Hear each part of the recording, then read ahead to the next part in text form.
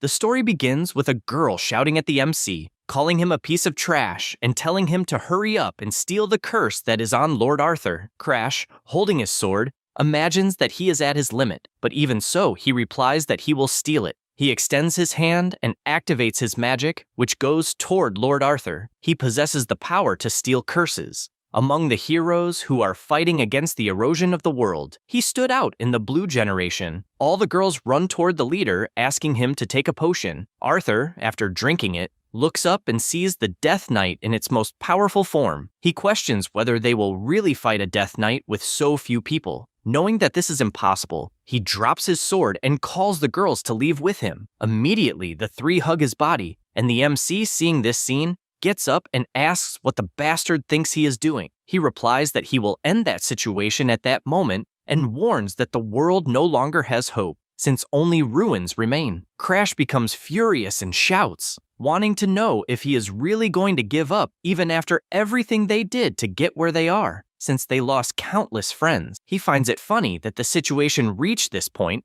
because the guy was busy with women and probably went crazy. Sigrun shouts for him to shut up and guarantees that Arthur did his best, compared to a piece of trash who only knows how to steal curses, and therefore should not speak about the leader. The MC finds this funny, since being called trash by her is nothing new, and points his finger, questioning how she can say such things to someone who saved their lives. He shouts that no one would have gotten so far without his abilities, and also refreshes everyone's memory, starting with Abella, who is the Red Witch. He points out that she had said she could not use magic if she lost her voice, and that she even kept begging him to steal the curses. He did everything she asked, and even so, the girl attacked him when he went to get painkillers, and both in the past and in the present, the habit of despising people has not changed. The same goes for Mary, who is considered the strongest spear of the Empire. In truth, she is nothing more than an idiot who charges forward without thinking and took on every possible curse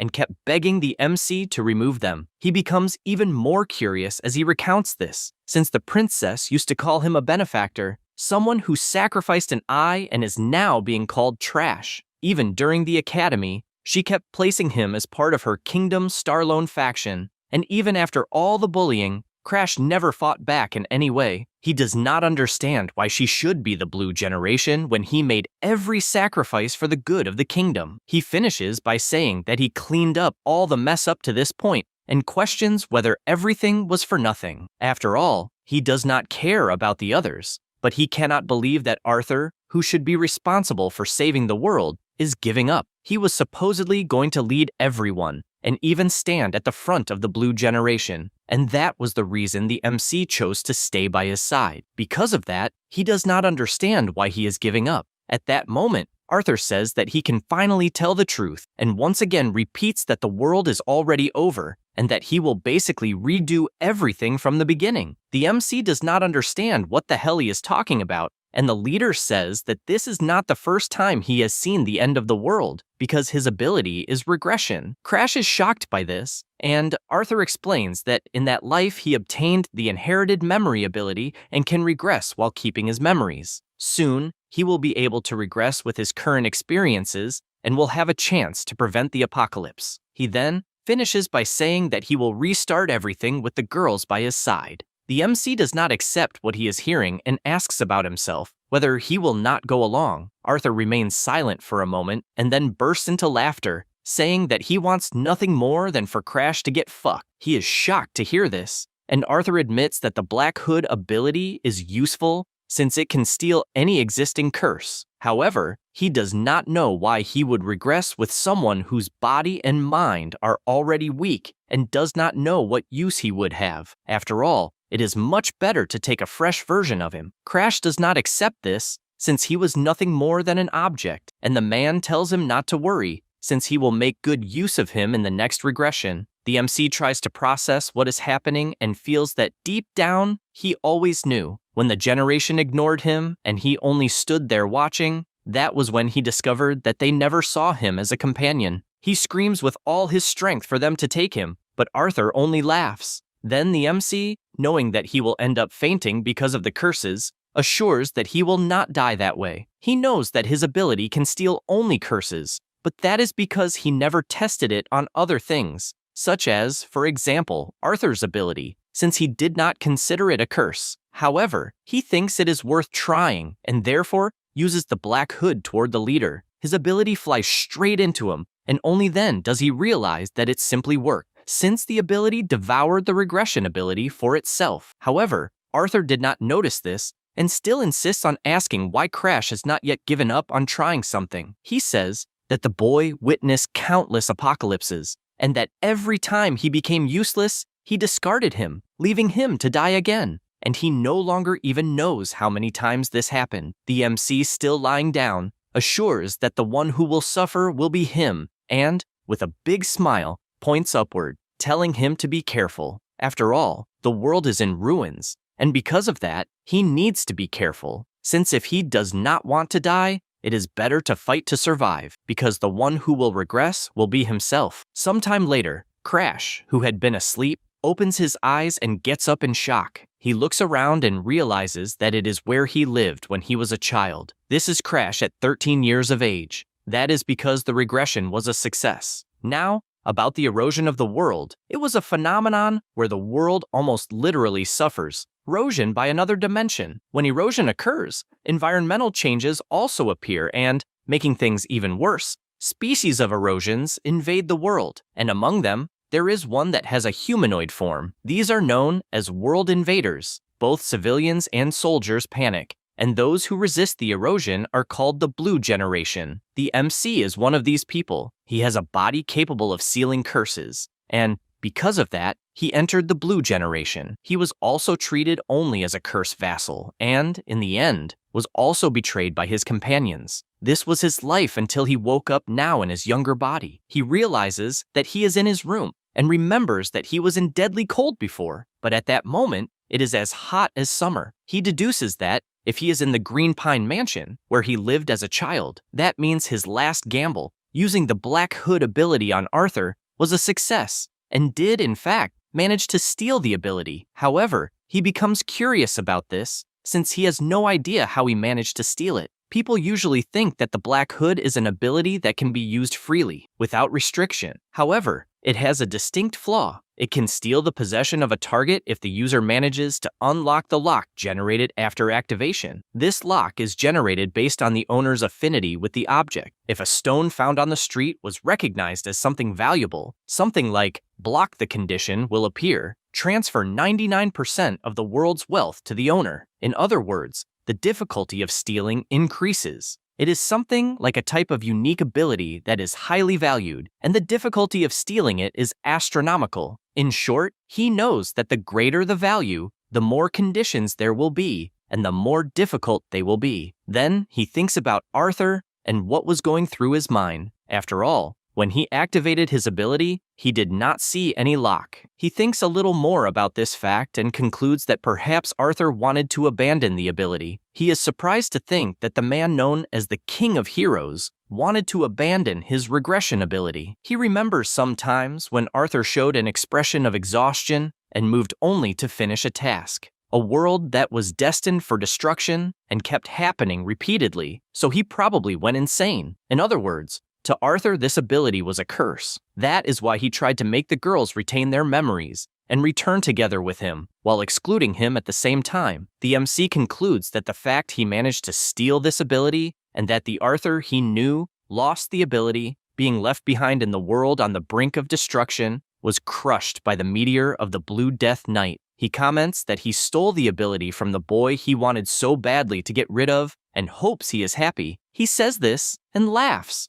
since he was always looked down on, as if stealing curses were something anyone could do, and even the hero never paid attention to his companions when he was suffering in the shadows. Because of these memories, he does not have a single ounce of regret for having left everyone to die. Still in the mansion, the MC looks at his reflection in the mirror and realizes that he is still small. He looked more like he was 10 years old, with a small stature but moderately developed muscles. This is the result of swinging a sword every day, trying to survive in the Valheim family, the strongest martial clan in the kingdom. He concludes that if he is in the Green Pine Mansion, it means his trial ceremony must have already taken place. The Valheim family's trial ceremony is a place to prove the ability that will be revealed by the god with whom one has contracted. The better the contractor, the higher the god's rank. His family's lineage was always blessed. However, the same could not be said about him. He had no talent or martial prowess because no god chose him. After that, he was expelled from his main house and sent to the Green Pine Mansion, where all failures go. He reflects that, at the moment, he is the only one who knows about the end of the world, an apocalypse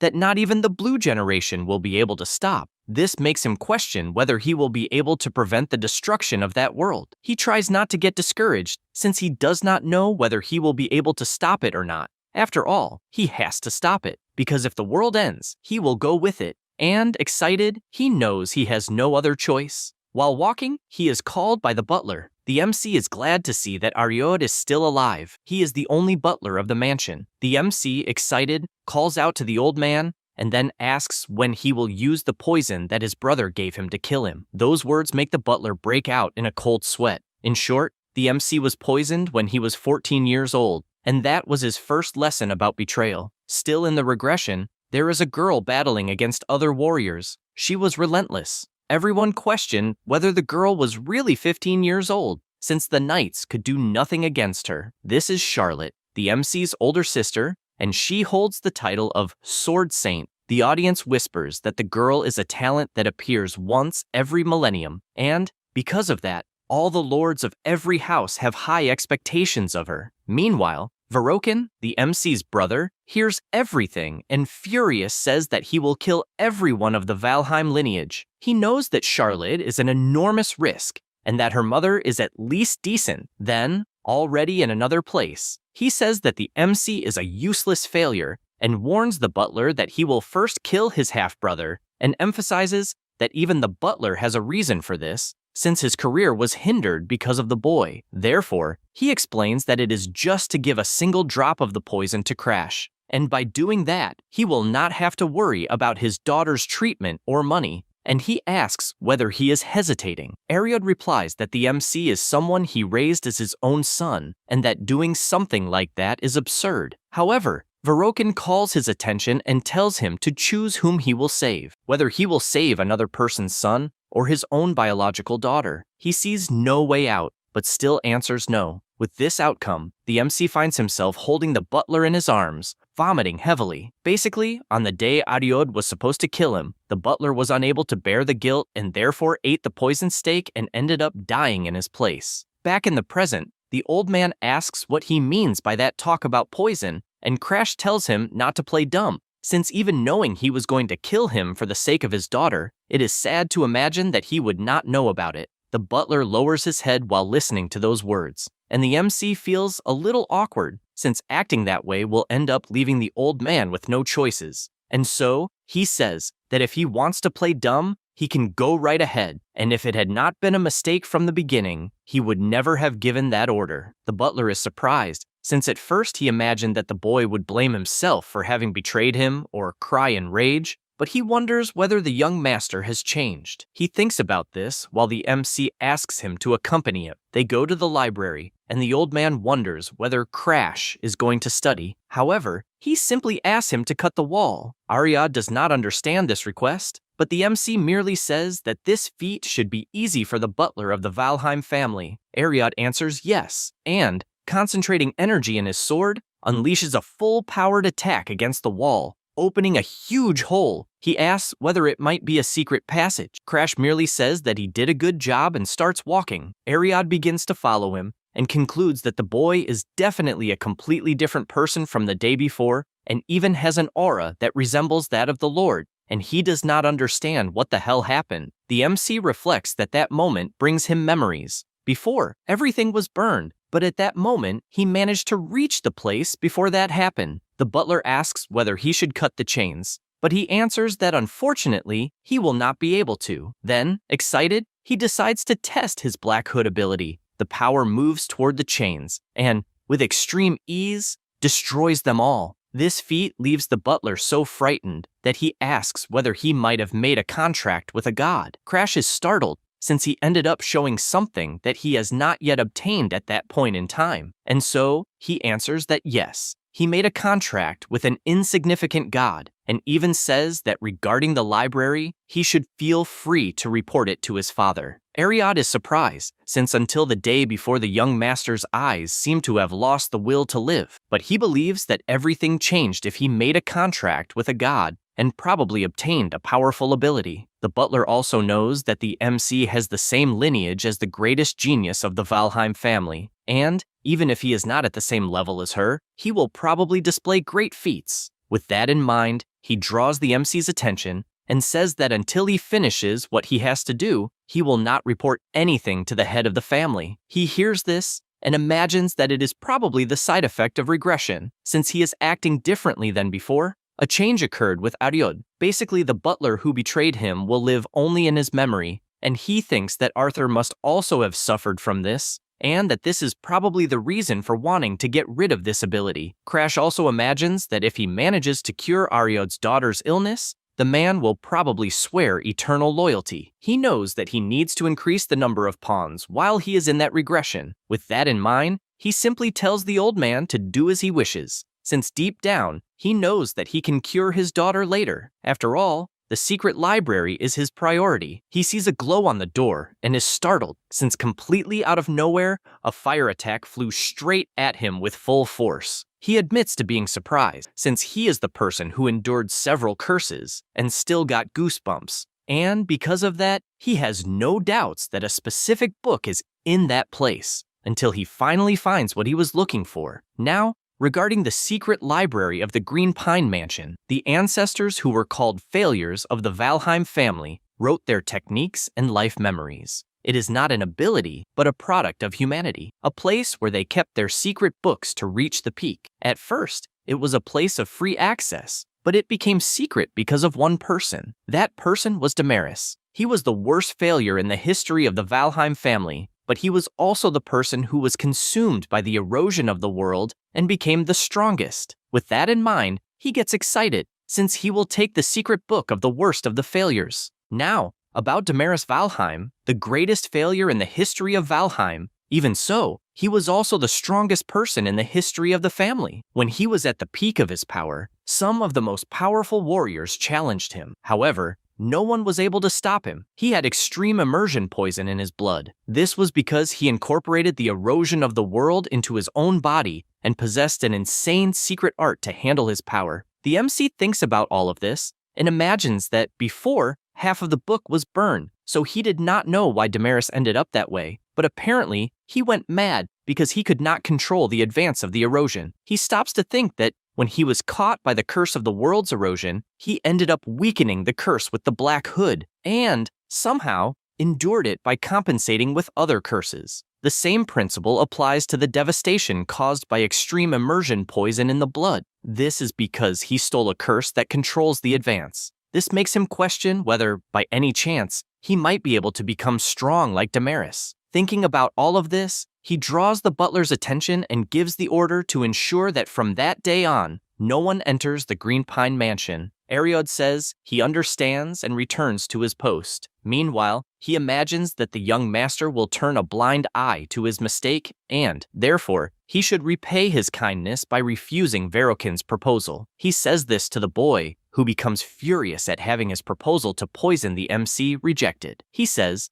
that a person who has so many flaws only makes him more nervous. He also believes that if it were not for the MC's mother's bloodline getting in the way, both Lilish and he himself would have maintained their positions in the direct lineage. Suddenly, he shouts, calling another butler, and orders him to go to the Green Pine Mansion, where Crash is, to investigate why Ariod changed his mind. However, he replies that it is not possible to enter. This is because Ariod, who is the young master's butler, prevented entry even to the head of the family. Verokin cannot believe this absurdity, since he is even blocking the head of the family from entering. Meanwhile, the MC continues channeling energy. He realizes that he has finally reached the experienced beginner level. He knows that there are several stages of aura, such as aura user, aura expert, aura master, and finally, the aura emperor. The second stage, which is in the experienced aura stage, is the stage where most users are and is what separates geniuses from normal people. He has just arrived there,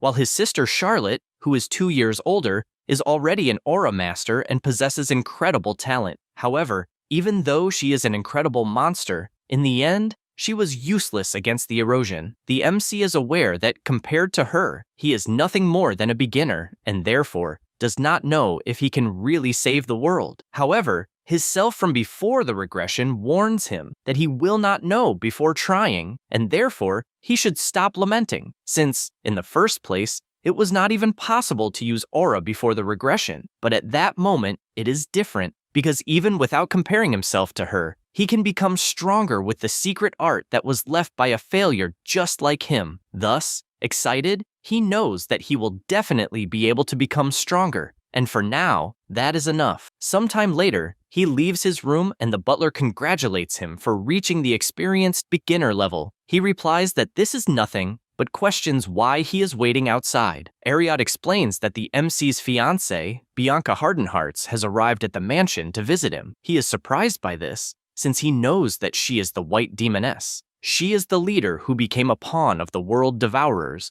and tried to destroy the world, and the entity that defeated one of the strongest celestials and earned the nickname White Demoness. He is aware that despite all of this, at that moment, Bianca is nothing more than a little girl, the youngest daughter of the Hardenhearts family. He also thinks about this political merit. Basically, the Hardenhearts family rules the north, and the Valheim family used a useless person like the MC to gain a connection with a strong martial family. He finds this funny, since they are being used for the convenience of their families, and thinks it is nice that she visited him. Now, a little more about Bianca. She is the youngest daughter of the Hardenhearts family, rulers of the north, because her mother was affected by the curse of world erosion before she was born. Because of that, Bianca was cursed by the Snow Doll curse, deprived of emotions since birth. The curse, having reached her soul, cannot be broken, and she was not able to form a contract with a god due to her body. Because of that, she was treated as a cursed child, born in exchange for her mother's life. Crash stops to think whether the girl might hate him, but knows that as long as he does not steal her curse,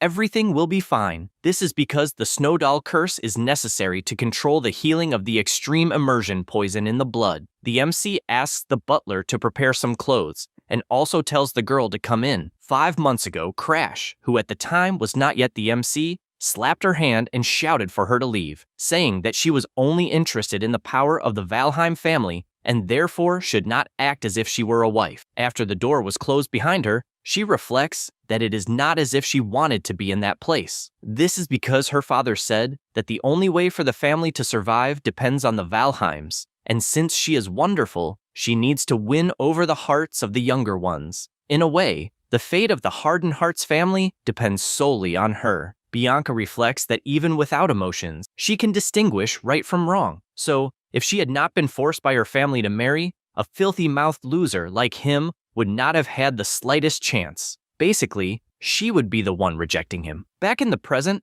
the MC, a little awkward, says that he cannot believe they served such hot tea to someone with such a sensitive tongue, and that he will talk to the maid later. Bianca remains silent listening to this, and he says that the weather is great and that they should probably walk through the garden, since in the north, there should not be many flowers because of the snow. While they walk, Crash orders the butler to bring some macadamia cookies to the garden. Then he says that she probably had a difficult path, and Bianca replies that since they are going to get married, opportunities to get to know each other better are necessary. He says he understands, but feels as if she is talking to a superior rather than to a spouse. She feels that there is something strange. After all, when they met before, he looked at her in a sharp way, but at that moment, it is as if he were a different person. Moreover, what intrigues her the most is that he had never said that he liked macadamia cookies. After they reach the outside, she wastes no time and asks if he is really Crash. Both stare at each other for a moment, and the MC, releasing all his aura, asks if he is really that different from how he was before. She is startled, wondering if that is killing intent, and immediately bows down apologizing, since she spoke without thinking. He feels bad, since his memories of that time are a mess, and he does not even know how he treated her. But of one thing he is certain, that is the only expression Bianca has. It was even the same expression she had when she met her end in the mansion of the frozen sea in the north. The MC decides to change the subject for now, and says that it is not a surprise that she thinks that way, since he has just formed a contract with a god. Bianca then considers that his personality changed after the contract and therefore congratulates him on that achievement. He says that he has a proposal to make, and she considers that the boy went so far as to form a contract with a god and now wants to make a proposal. So she asks if it is one to end the marriage. He immediately answers that it is not, and even says that he does not know why she thought such an absurd thing. Then,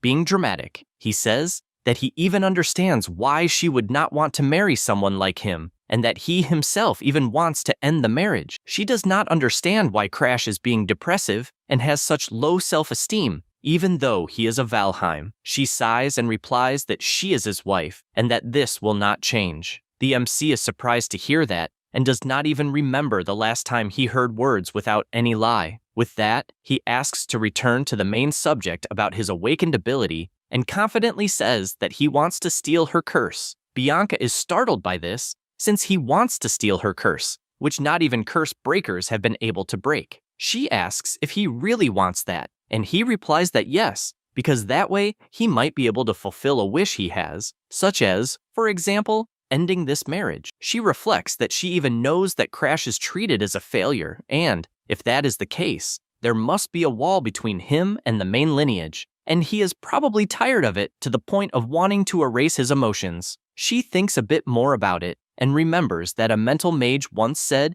that when a person reaches their maximum mental potential, they become sick at heart and end up succumbing to this illness, possibly even taking their own life, or suddenly becoming kind as if they were another person. The old man continues, saying that it is a very dangerous moment since such behaviors are warning signs of their end, and if you know someone like that, you should stay by their side. After remembering this, she takes his hand and says that everything will be fine since he just needs to control his emotions without relying on the curse. The MC comments that apparently she understood something wrong, and Bianca says that she will see him more often, and even if she asks her father, he might be allowed to live closer, but he shouts, wanting to know what this talk is about, since as far as he knows she hates him and did not even want this marriage. She says that even if that were true, she would not abandon someone in danger. Crash even understands that Bianca is the type who throws herself headfirst into things when she decides to do them, but he feels that there is a misunderstanding. In any case, since he will not receive it in good faith, he uses his Black Hood ability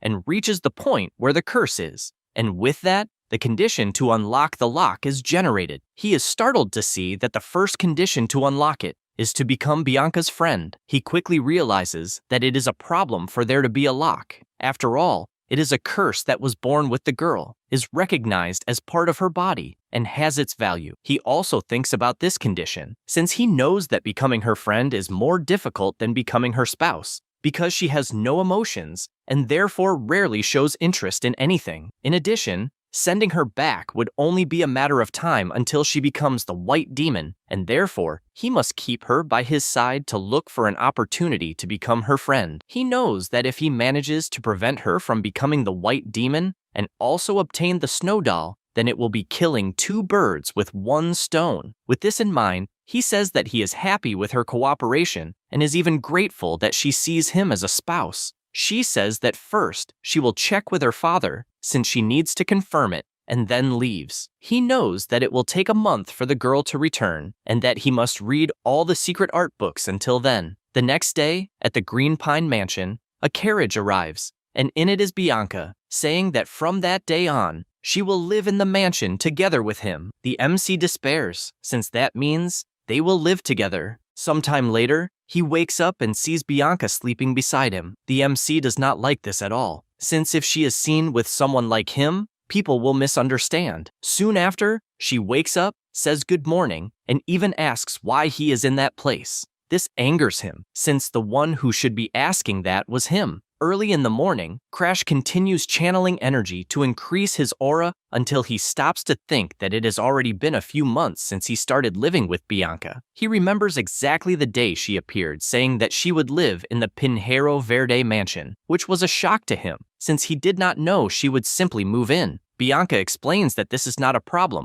since her family gave permission. The MC finds this very strange and even wonders if she was okay living away from her family. After all, When one has no emotions, affection for family also disappears, and perhaps you become indifferent to this kind of feeling. In the end, this was a good opportunity to become her friend. He thinks about all this, since it was summer, and it is almost winter now, so nearly a year has already passed, which means that the opening of Rahern Academy is approaching. This is an academy established by the 4 great kingdoms and the empire working together to train people who can oppose the erosion of the world. Basically, young people between 15 and 20 years old can attend it. Before Crash's regression, that was the academy that produced countless members of the Blue Generation who possess stolen abilities. He becomes furious remembering all of this, but sees the bright side, since he knows everyone's weaknesses better than anyone else. So he will be able to steal their abilities easily and is determined to do so as soon as he enters the academy. He will turn 14 next year, so he will have 1 extra year before enrollment and will need to find a way to become stronger until then. However, he is realizing that he has begun to reach the limits of his talent. Basically, with only a single secret stumble,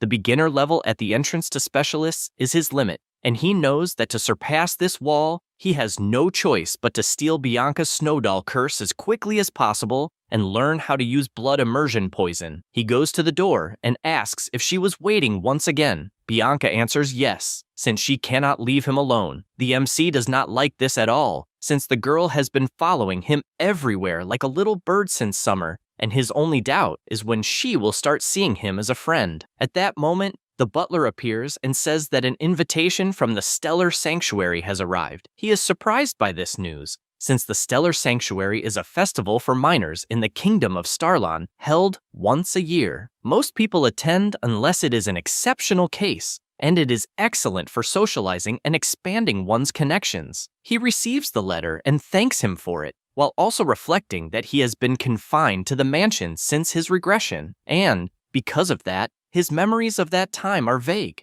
On the other hand, he knows that a certain person will appear, so he must hurry to fulfill his promise to Ariode. He returns the letter and orders a reply saying that he will attend, as well as Bianca, who says the same. After the butler leaves, Bianca comments that the participants of the sanctuary will probably try to criticize him. He agrees and even does not know how it will be for her, so he considers that it might be better for her not to go. She refuses, since she wants to go with him, and because it is the duty of a fiancé to protect her partner. He finds this nice, but says that he is not speaking as a fiancé, and instead wants to know her true feelings. She soon notices the look of pity on his face again, and imagines that over the past months, Crash has been kind in a strange way, always asking if she wants breakfast, and also inviting her to go to the library, or even accompanying her when she went to sleep in the middle of the afternoon. She felt warm, since she had never been treated with so much kindness, not even by her own family. And, watching the MC train, she thinks that he is being so good that she can no longer even remember how terrible her first impression of him was. Thinking about it, she states that she will go with him not as a fiancé, but of her own free will. Crash is surprised by this and smiles, since he finally heard what he wanted. By the late afternoon, they go by carriage, and he comments that it is surprising that people rented the most famous tourist spot in the area, and believes they have a lot of money to throw away. The reason nobles are respected in that world is because they can fight against the erosion of the world in place of the commoners. And even so, these people obsessed with parties instead of training are supposedly the future of Starlon. They finally arrive at the sanctuary, and at first glance, he strongly doubts that there are many decent people in that place. Immediately, gossip spreads freely, with people asking if the Crash who arrived is the useless son of the Valheim family, in addition to thinking it is a waste that the cursed daughter of the Conqueror of the North has such beauty. The MC soon realizes that amid so many fake nobles, there are also some true nobles, those who will later join the Blue Generation, starting with Balak, the Tiger Man, followed by the Elf Amelia, and lastly, the wooden archer Anix. The 3 will become known as the 3 heroes of Starlon. The MC finds this annoying, since he knows the reason the 3 people showed interest in him is because of his beautiful sister. Charlotte, in past sanctuaries, beat everyone even while wearing a beautiful dress, and all Crash did was stay curled up, since she was terrifying. He knows she boasts every time, and has probably already gone wild because of the atmosphere in that place. At that moment, Bianca calls him and asks him please not to care about what others are saying. He imagines that he was not even caring, since he had only remembered his sister, and placing his hand on her head. He imagines that she was also insulted, and even so is worried about him. Besides that, he wonders when that guy will show up. No sooner does he think about it than the person arrives greeting everyone. This is the center of attention of the alchemy castle, Darling Danphelion. Before the regression, he was covered in curses, and Darling, who was his friend, asked what had happened for him to become so bad. In addition to noticing that there was every kind of erosion,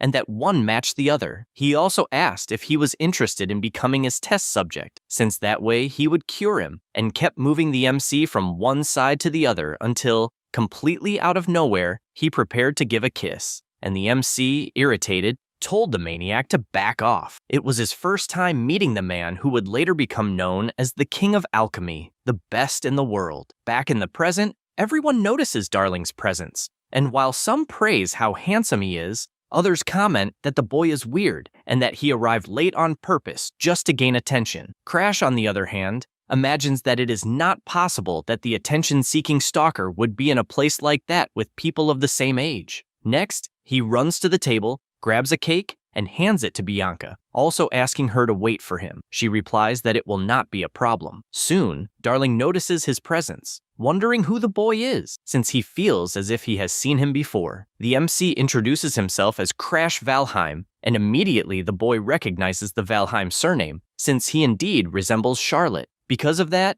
his eyes light up, as he is facing the younger brother of the famous Charlotte, and so he asks if he has some business with him, or if perhaps the clothes he is wearing drew that much attention. The MC gets straight to the point, and comments that recently the boy must have researched the erosion of the world, and therefore wants to know if his interest in him has increased a little more. Darling finds it interesting that there is such a provocative boy, and therefore tells him to get ready, since he has earned his interest. In another room, Darling asks how old he is at the moment. Crash answers that he is 13 years old and asks if age really matters that much. Darling admits that he is surprised, since his friend is 13 years old, but the aura is completely different from children of that age. The MC imagines that, on the inside, he is a veteran graduate of the academy, but asks to get straight to the point. Darling tells him to go ahead, but before that he throws a sword for the MC to catch, and immediately attacks, making Crash block by reflex. While continuing to block, he asks what the hell he is doing attacking out of nowhere. The boy comments that he met Charlotte's younger brother and just wanted to see what abilities he has. Crash finds this a pain in the ass,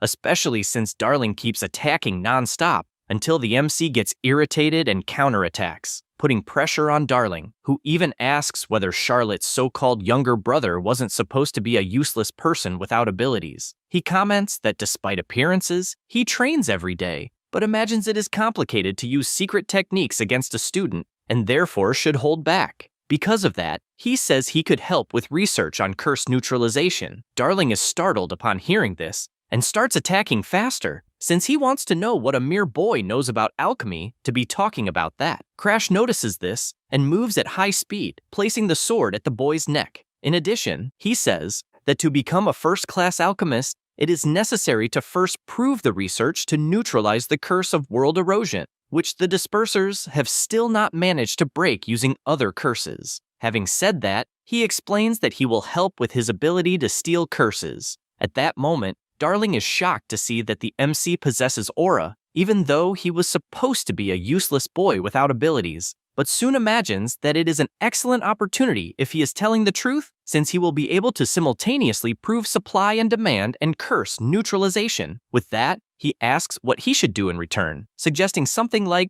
becoming lovers. The MC tells him not to talk nonsense, since he will only acquire many curses in the future, and just wants him to make a medicine to reduce those curses. The boy says that making medicines is indeed his specialty, and Crash is aware of that, as well as knowing that stealing abilities alone is not enough. After all, even the blue generation that managed to use extraordinary abilities could not prevent the destruction of the Earth. Therefore, a useless person like himself has to use every possible means, whether medicine or anything else. Darling then observes that, as far as he knew, the MC had completely lost his motivation from constantly being compared to his older sister Charlotte. However, that does not seem to be the case when seeing him in person. After all, one is an overwhelming genius, and the other is a distorted person. With those thoughts, he asks to inquire about something and questions whether he will go to the future Rahern Academy. He replies that he obviously will, since there are a shitload of abilities to be stolen at that academy. Darling gets excited hearing this and shouts that he will do anything, whether mixing medicines or whatever, since it involves curses, so he agrees. The MC soon realizes that the guy has not changed at all and asks whether he knows the disease of discoloration. He replies yes, that it is an incurable disease in which the skin turns black and eventually leads to death. Crash hears this and orders him to make a medicine for this disease. Darling cannot believe the absurd thing he just heard and asks whether he does not know the meaning of the word incurable, since even for himself this is impossible. The MC knows that one way or another the boy succeeded, even if it was a little in the future, so he sighs, stretches out his arm, and confidently asks him to do it, since he believes he can. Darling finds this interesting, since it wounds his pride, and agrees to do it. Crash tells him to send the medicine to the Green Pine Mansion as soon as it is ready. Then he comments that he would like to ask something, since he believes the boy likes his sister. Darling gets excited and replies that he loves Charlotte. This makes the MC question why he keeps talking about lovers or saying that he would like to be by his side and things like that. Darling replies that apparently Crash is still a child and cheerfully says that he also likes men, since he plays for both sides. The MC is shocked by this and runs away, telling him to stay away. After moving away a little, he notices that several people are gathered until he sees a boy grabbing Bianca's arm, and,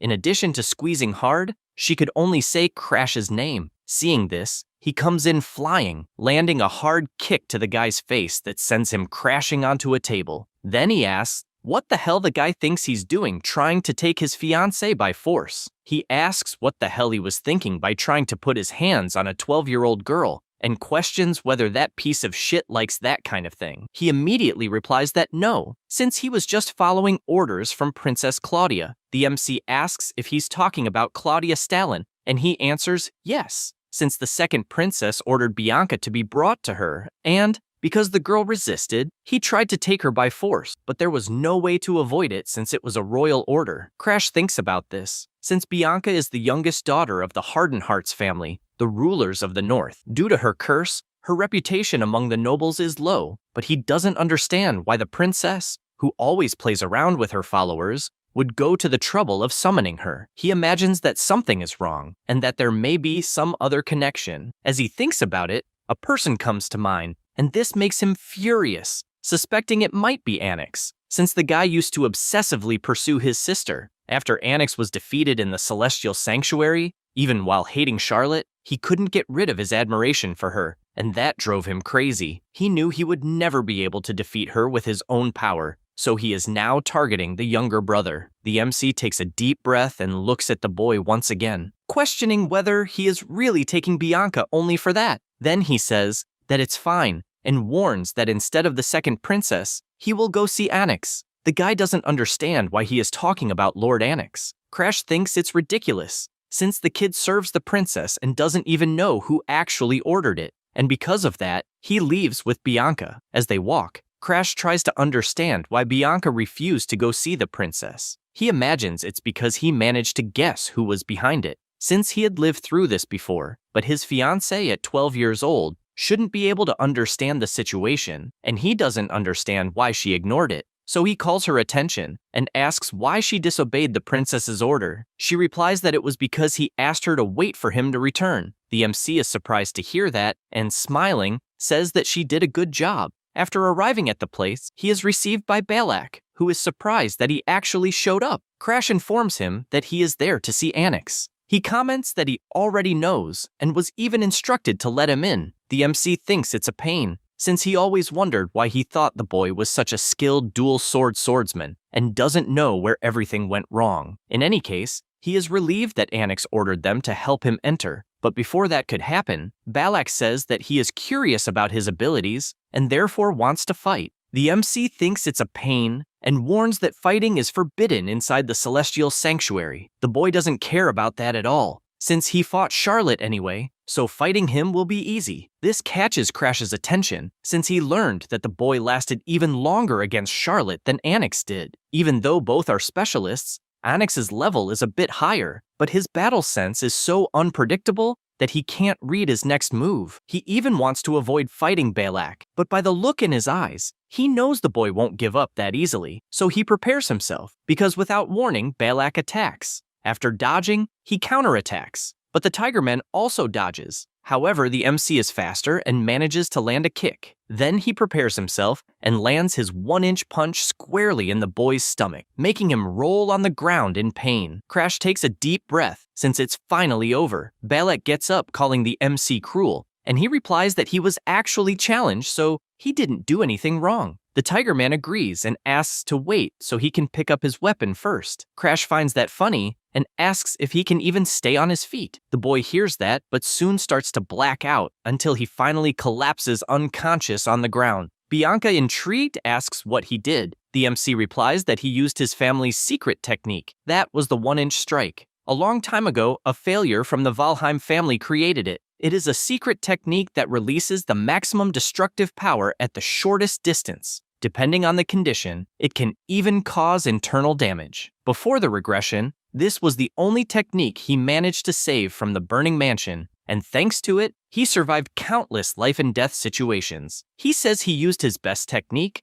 and therefore the boy will not get up for a long time. Next, he meets Onyx, and Amelia immediately runs over when she sees Balak's condition on the ground. The boy admits that he is surprised that the MC really defeated the Tigreso, but Crash asks what the intention was behind using the second princess just to lure him to that place, and, whatever the reason may be, asks him to say it right away. Onyx finds this interesting, since he heard different rumors about the boy being weak, and perhaps those rumors are false. The MC finds this amusing, since it was actually Onyx himself who spread those rumors. However, if he loses in that place, the rumors will change a bit, because from that moment on, he himself will steal his opponent's abilities. Having said that, he comments that the rumors say he is a failure, so be it. But if he defeats him, the rumors will change. Onyx finds this interesting, and the MC thinks better of him. They were together from the academy until the Blue Generation, and were basically old friends. Since they spent a lot of time together, he knows him very well, such as the fact that he only stayed close to the MC because he was useful to him, and that usefulness came from the worst possible reason. Crash was hanging from a cliff, unable to believe how everyone had died. At that moment, Onyx approached and said that if people discovered that he fell into the trap because of him, he would certainly lose his place in the Blue Generation, but if only he himself survived, no one would ever know. The MC does not like this at all, and questions whether he really believes he will get away with it easily, since internal power struggles are already quite complicated, and he will definitely be expelled because of the incident. Onyx laughs at this, believing that everything is fine since he will put all the blame on the MC. After all, he is hated by everyone, and thus the truth about the incident will be swept under the rug. With that, he thanks Crash for being a friend until the end. The MC gets irritated by that expression, since in reality, he never considered him a friend, and he was only present because he was after Charlotte, and he even got distracted throughout the entire battle after finding out that she was going to get married. Onyx says that this is exactly why he hates him. Even without having any talent at all, he has sharp intuition, and that part of him always gets in his way. So, since Charlotte is also getting married, he sees no reason for this fake friendship to continue. He believes that perhaps this is for the best. After all, Charlotte would not want to hold a funeral on her wedding day. At that moment, the MC loses his strength and lets go of the cliff. He cannot believe that things will end this way. At that instant, Arthur appears and saves his life, and that was when the two ended up on the same team. After thinking about all of this, he knows that, in truth, that was the beginning of the greatest catastrophe of all. In any case, Onyx was expelled from the Blue Generation due to Arthur's testimony, and what pissed him off the most was the guy trying to marry the princess out of desperation. Suddenly, the boy says that the face and the way he speaks are identical to Charlotte's. the MC becomes increasingly irritated since the bastard has not changed at all. Because of that, he tells him not to casually mention his sister's name like that. He prepares himself and charges forward, since, like his sister, he never runs from a fight. Anix finds this amusing and blocks the first punch with his ability. Crash keeps trying to attack, but cannot land a single kick. In addition, a vine grabs his leg and throws him back, forcing him to reposition. He knows it will be more difficult than he thought, since he is facing the Glazer family's secret technique, the Celestial Wood style. It is a special technique that strengthens plants with aura to manipulate them at will. Combining it with his recovery ability, he manages to manipulate multiple plants and exceed the limits of the technique. The MC asks if he wants him to fight with a weapon and picks up a piece of wood. Anix becomes furious at the provocation and attacks with several vines at the same time, wanting to know how he will defend himself with a branch. Then, at high speed, he dodges all the attacks. This leaves the boy completely terrified, since it would make sense if it were a genius like Charlotte, but he cannot understand how a useless person managed to accomplish this feat without awakening the mind eye or something like that. The MC approaches at high speed, since before his regression, he had seen that guy's abilities until he was sick of them, and because of that, he provokes him, wanting to know if even at that moment he is thinking about Charlotte. He gets irritated since he had been quiet, and uses another ability that sends Crash flying away. This is his Celestial Wood style, 5th form, the Wood Giant. He tells him to be careful, but even Amelia panics, since her friend is going too far, and if it hits Crash directly, the consequences would be irreversible. The MC watches the Wood Giant attack and takes a deep breath. He knows that among all the books in the mansion's library, there was a tiny secret manual. The author was an ancestor who swung his sword continuously until the age of 80. He had no talent, he was simply a man who endlessly repeated mundane swinging drills. The manual, written in his final years,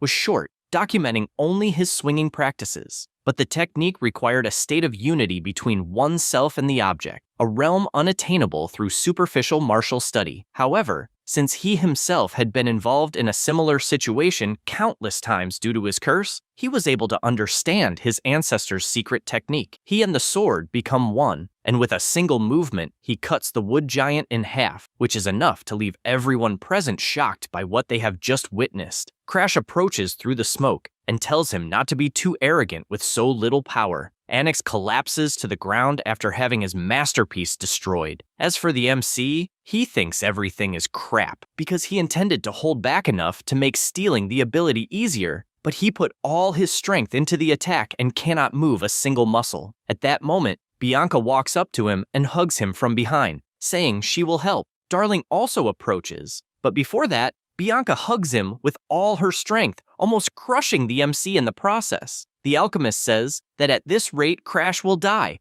and because of that, he picks up the boy and walks out through the hall while everyone present gossips, unable to believe that a useless person truly defeated Anix. Darling is surprised, since the rumors spread faster than she expected, and although she had not planned anything on a large scale, she at least believes that Crash will be a celebrity as soon as he wakes up. Besides that, something else is worrying her, since the expression Anix had left her uneasy, as if it belonged to someone who would do something serious after everything that happened. Because of that, she asks him not to die before helping with the research. After that, a week passes and the MC continues training at full throttle. He feels relieved, since he has completely recovered from the sword damage, and knows that if he had used it continuously to corner him until the end, he would be in a worse situation than Anix. Moreover, if he had not fainted, he could at least have finished the preparations to steal the ability. The MC imagines that he had two methods in mind to do this. The first method was to unlock the Black Hood seal, and the second method was to induce the opponent to doubt his own ability. And the method he intended to use against Anix was the second. This method is categorized as easy to perform, since by defeating the opponent in an overwhelming manner, such as the Wood Giant being destroyed with a single attack, it made Anix doubt his own ability. After all, he lost to a useless person he despised. Crash knows that, even if it takes time, he will eventually steal the recovery ability. He also wants to spend every day training to surpass the geniuses. At that moment, the butler calls for him and informs him that Master Verikin has arrived at the mansion. MC realizes that apparently his brother's patience has run out, and the butler explains that he has already refused the boy's messages 22 times. Crash says he can no longer ignore it and asks to let him in. Bianca arrives and asks to drink some water. In addition, she comments that he smells of sweat. MC explains that it is because residues are expelled when using aura, and that maybe it is because he is used to the smell of erosion, so he does not even notice it. She asks whether he should not take a bath before meeting his brother. He does not care about that at all, since eventually he will end up changing again anyway. She then asks, please, that he not get close, and he is surprised by the girl giving orders to her fiancé and believes that she has really grown. The girl runs off, and he becomes excited, since she is like his little sister, so he cannot help teasing her. He also feels that his acquaintances from before his regression would be looking coldly at him at that moment, like Arthur, questioning whether he is becoming soft, since that way, he will not be able to stop the destruction of the world. MC reflects on that guy, and despite hating to admit it, knows that, except for the final moment, Arthur was a hero who was always on the front lines and never let his guard down. This makes him wonder what the guy is doing at that moment. At that instant, Verokin approaches and asks whether he is flirting with the fiancé, since they seem to be having quite a lot of fun. MC says that everyone needs some time to have fun. Verokin finds something strange, since he is facing the boy who used to be so afraid of him that he would not even make eye contact. But at that moment, he is looking directly at him without any problem. This makes him believe that the rumors of his brother having defeated Annex might be real. Crash takes the opportunity to ask whether he should not be busy, since even so, he appeared at the mansion. Verokin does not understand what he means by the culprit, and he explains that he heard that the academy will be accepting students based on exam results instead of their status. And his brother says that, in fact, the real reason for the visit is that he has an order to deliver, since they will prevent the world erosion that occurred at Mount Garrelak. Crash is startled by this, since that type of assignment should not be mandatory until 15 years old. His brother asks him not to worry, since he will be accompanying him as a guardian, and therefore asks whether his little brother, who supposedly defeated Annex, is not scared stiff. MC becomes irritated by this. And since it is clear that his brother wants to test his strength to keep him under control, even so, he says that he accepts. After all, he is more accustomed to fighting erosion than to a peaceful everyday life, and even knowing that it is a trap, he still has a plan. Bianca asks where he will be going, and he replies that he will be away for a while to deal with an erosion mission, and therefore, she should not follow him. She replies that she will not, and also comments that, logically speaking, sending a 13-year-old child to deal with that type of mission is absurd. MC is surprised by this jab aimed at his brother, and Verokin asks what a cursed princess thinks she is saying. At that moment, MC interrupts, making it clear that Bianca is his fiancée and therefore believes that his dear older brother would not take the words of a child seriously. Both stare at each other, and Verokin simply leaves. Once again, the MC says that she did a good job, but she says that she did nothing. He knows this, since even if she is not aware of it, there is no problem. Bianca asks him not to faint again, and he prepares to go on this new journey. The corrosion of the world is a phenomenon in which the world is literally corrupted by another world, and, over time, corrupted species appear, and, at other times, climatic changes occur. And if the corrosion continues, the area itself turns into another world. The expedition finally arrives at the Garrelak Mountain Swamp. Verokin comments that it is a 3-star corrosion, and that the purification team will begin their work as soon as the boss is defeated. The MC reflects on it being a 3-star corrosion, since it is a level that a mid-level order of knights and specialists could handle without problems. In addition, his brother may not look like it, but he is at the specialist level, a high-level one, and should be able to defeat the boss of that corrupted zone without problems. His brother approaches and comments that he only brought him along so that he could gain some experience, even though he is a low-level specialist. Crash, all happy, replies that he understands, but he knows that reality is different, and, in fact, there is only one reason why he agreed to show up in that place, since he wants to temporarily test a solution for his outburst. The team begins killing the monsters, but they think it is a drag, since the quantity is enormous, and, at that pace, there will be no end. At that moment, the MC warns that that corrupted species has no head but has teeth, and if one is bitten, it will swell, so one must make sure to envelop the entire body with an aura. The soldier is moved by these words and asks if he has, by any chance, already fought in any corrupted world. He replies that he is still very young and that it would even be strange if he had come close to one. His brother does not understand it very well, since he is certain that the MC is useless. But for a first time, he is extremely calm. He remembers himself, since when he went to a corrupted zone, for the first time he was 15 years old, and his pride was completely shattered. And because of that, he does not understand how someone even younger is allowing himself the luxury of giving advice to the knights, since this is completely different from his own first time. Crash notices that he is being watched and makes a mocking face, irritating Verikan even more. Because of this, he prepares his sword and goes around killing all the monsters he finds, since he cannot entertain the hypothesis of Crash growing like Charlotte, because if he surpasses him, he himself will become the useless one of the Valheim. The MC approaches and comments that they will soon reach the boss's location. Verikan replies that his brother is lucky, since it is easier than it seems for a first time, as there are no other corrupted species besides the boss. Crash replies that this is even more reason to stay on guard, since apparently there is a 3-star boss capable of killing the entire corrosion by itself. All the knights are shocked, but Verikan shouts for them not to soil themselves in fear just by hearing the words of a child, since the boss is nothing more than a 3-star and therefore they will finish everything quickly. The MC moves away, since in the end he knows that the knights will realize it on their own, and his current focus is something else. At that moment, his eyes widen as he is able to see the energy of the corrupted world, and it is even clearer than before his regression, thanks to the extreme immersion poison in his blood. He takes a bit from his shell and swallows it, becoming nervous, since from that moment on, it is for real. His body begins to collapse, and he vomits non-stop. The knights run over to him, asking if he is okay, and telling him not to overexert himself on his first time. He asks them not to worry, since he is fine, but deep down he does not believe that he would really vomit, since corrupted energy is like a potent poison. So in the end, it was to be expected.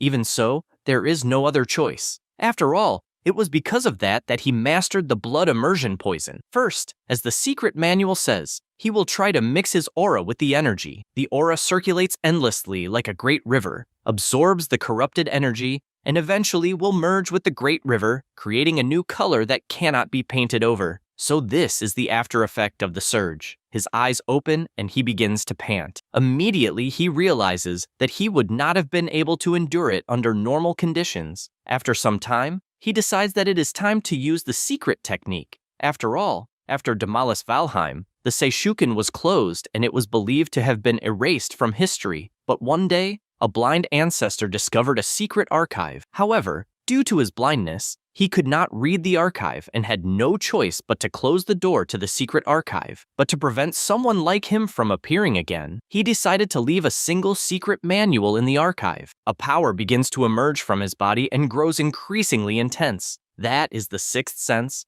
a suprasensory perception capable of detecting all sensations through the aura. At that moment, he can only extend the tips of his fingers, but it is enough to know where he is. The result leaves him extremely excited, because the place where he is at the moment is not a world covered by the surge. The surge begins to diminish, since he was able to overcome it with the sixth sense. However, he knows that it is a temporary solution, and that if he absorbs the energy of the corrupted world, he may have a surge at any moment. In that case, he will still need Bianca's cursed doll, and even if it is a stopgap measure, it does not change the fact that he was able to endure it, and for the first time, managed to evolve to the next level. At this moment, he feels a horrible sensation approaching, and when he turns around, he comes face to face with a monster that had its eye closed and then opened it, forming an extremely bizarre corruption. Everyone screams desperately that it is the boss of the place. Verokin is startled, as is the MC, since out of nowhere, Sengaki, the demon of 1,000 faces of level 3, appeared among them. Immediately, Verokin shouts for everyone to prepare for battle, and also activates his Ignis ability, enveloping his body in flames. All the knights comment that the Lord's ability is always beautiful to see, since it is not only an immense destructive power, because in the end,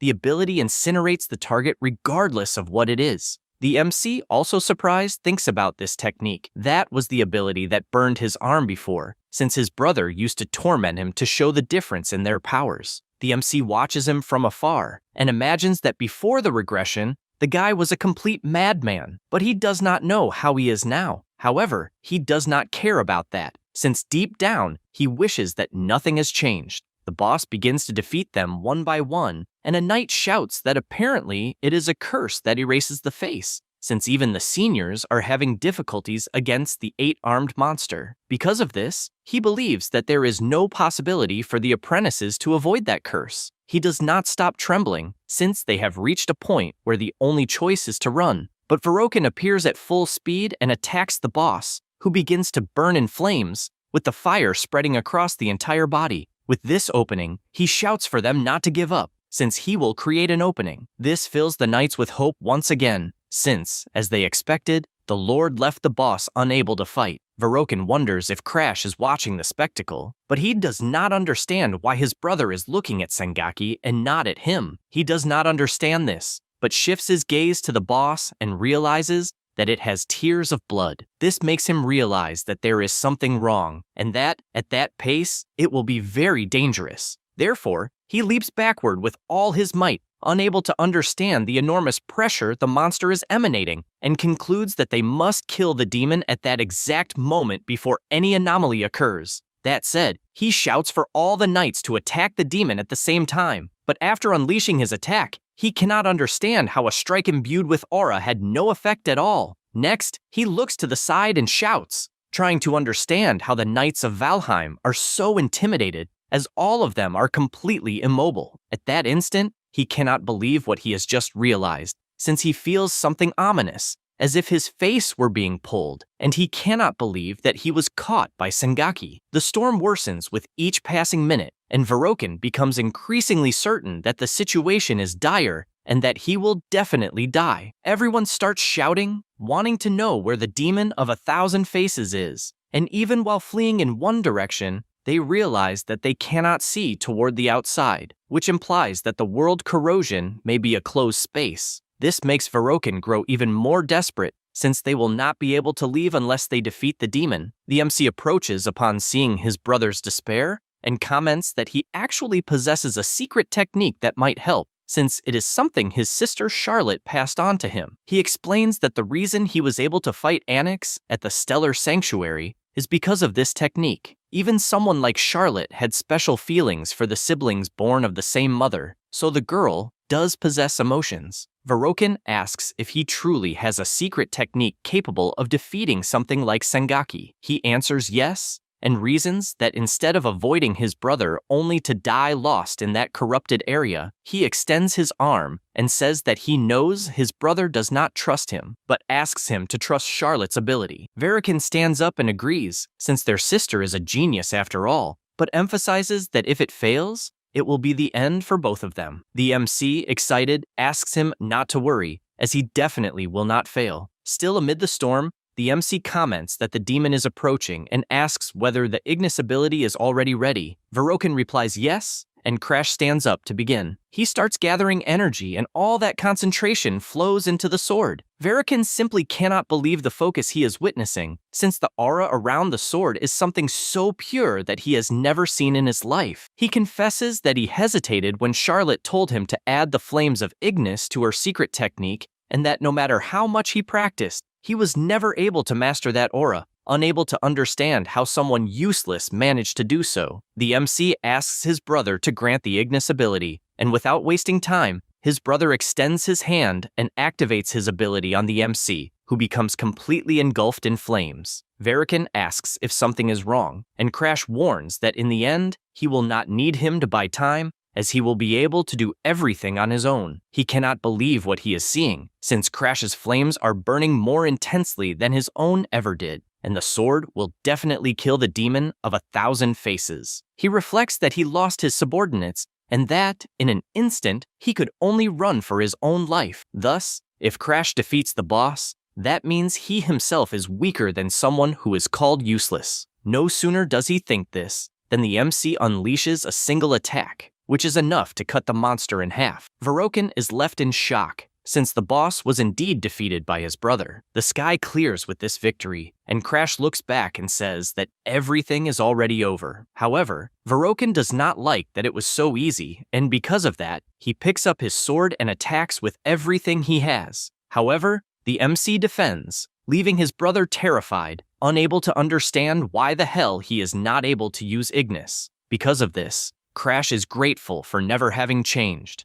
The conditions to unlock Verokin's ability were as follows. First, to give a part of Ignis to an opponent of his own free will, then, to acknowledge that this opponent controls Ignis better than he himself does. Finally, it comes from pride. The MC strikes his brother with a blow, since at the moment Verokin tried to attack, Ignis had gained a new owner. While the boss's body is engulfed in flames, the MC takes a piece of it and tells his brother that he also thought it would be good if they could have gotten along from the beginning. But no matter how hard he tried, it was impossible to have any kind of relationship. Because of this hostility, he throws the piece of the monster into the man's mouth and warns that even though they are brothers, deep down, there was a small spark of hope that he would acknowledge him at least once. Unfortunately, it seems he did not have that choice. Verokin only keeps groaning, and the MC says that he writhed in pain when he was burned by his brother on the arm and on the face.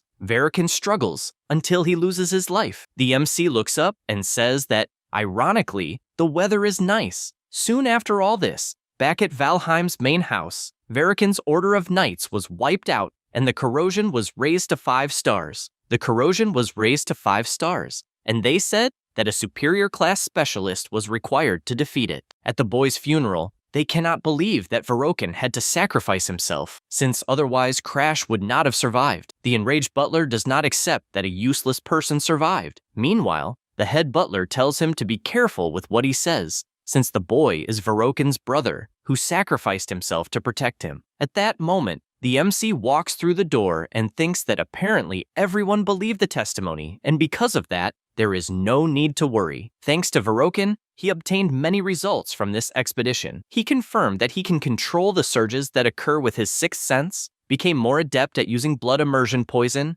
and through Ignis obtained the black flames. Since Ignis is an ability that can set anything ablaze, he tried to apply it to the power of world corrosion and never expected it to have that effect, since the firepower of the black flame definitely exceeded his expectations and can be used as a trump card. Now, his only remaining problem to resolve at the main house is to conduct an investigation into the abnormal phenomena in the world corrosion zones. He imagines that people still do not know the real reason, since in truth, it is the work of a world runner. The runner's main body is submerged in an eternal dream and could only see the real world through its lackeys, the undead. After entering the room, he is greeted by a girl. This is Saphira, a 4th-class investigator of world corrosion. Immediately, he notices a black star on her neck, since he knows what it is. Then he changes his reaction and says that he did not expect to find her so soon. He calls her undead and says that he wants to make a deal, since he will erase her mortality. Saphira smiles and asks if, by any chance, he is the regressor. She becomes excited by this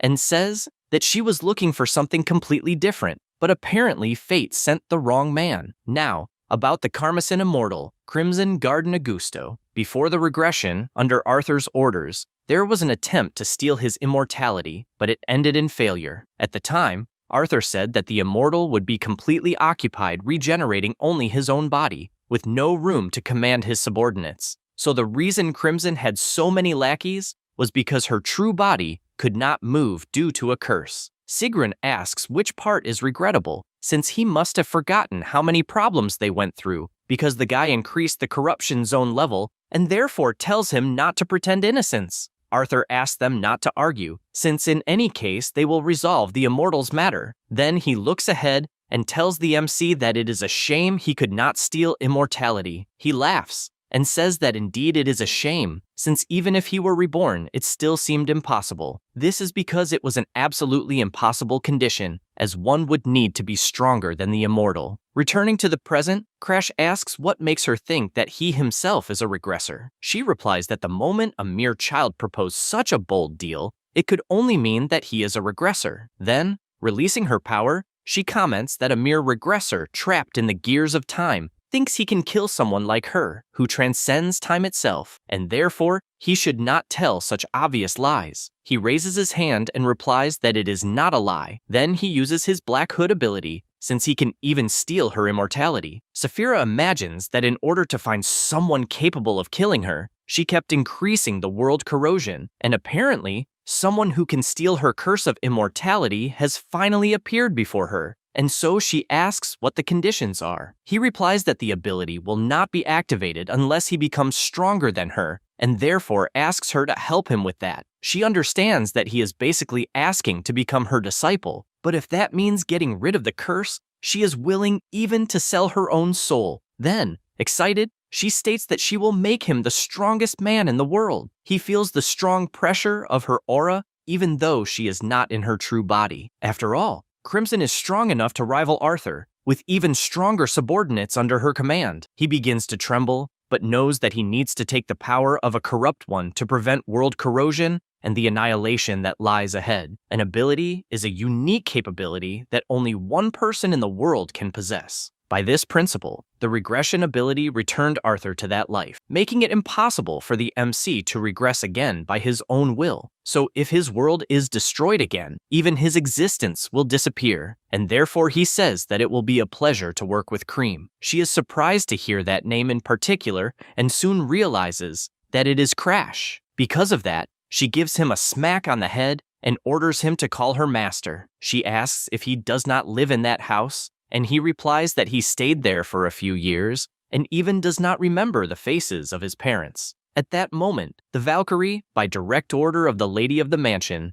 says that his mother is calling him. He is startled, since his mother has not even shown her face at the Green Pine Mansion, and believes that perhaps she heard the rumors that he suddenly changed and became interested. In addition, the servant says there is one more thing and explains that when the head of the family returns from the Forbidden Domain, he also wished to meet him. The MC is shocked by this, since his father is someone who has reached the realm of a demigod, and perhaps he sensed something about him through the stars. The servant warns that Lady Arya instructed that he remain in the main house until the head's return. However, Crash imagines that Bianca is waiting, and moreover, there is a lot to do, and he has no time to waste in that house. That is why he says that, if necessary, he will return and come back when his father calls again. Or perhaps his father may visit him personally at the Green Pine Mansion. As the day goes by, the MC realizes that he is finally free, and in fact, will not be returning for a long time. Meanwhile, Cream, in her animal form,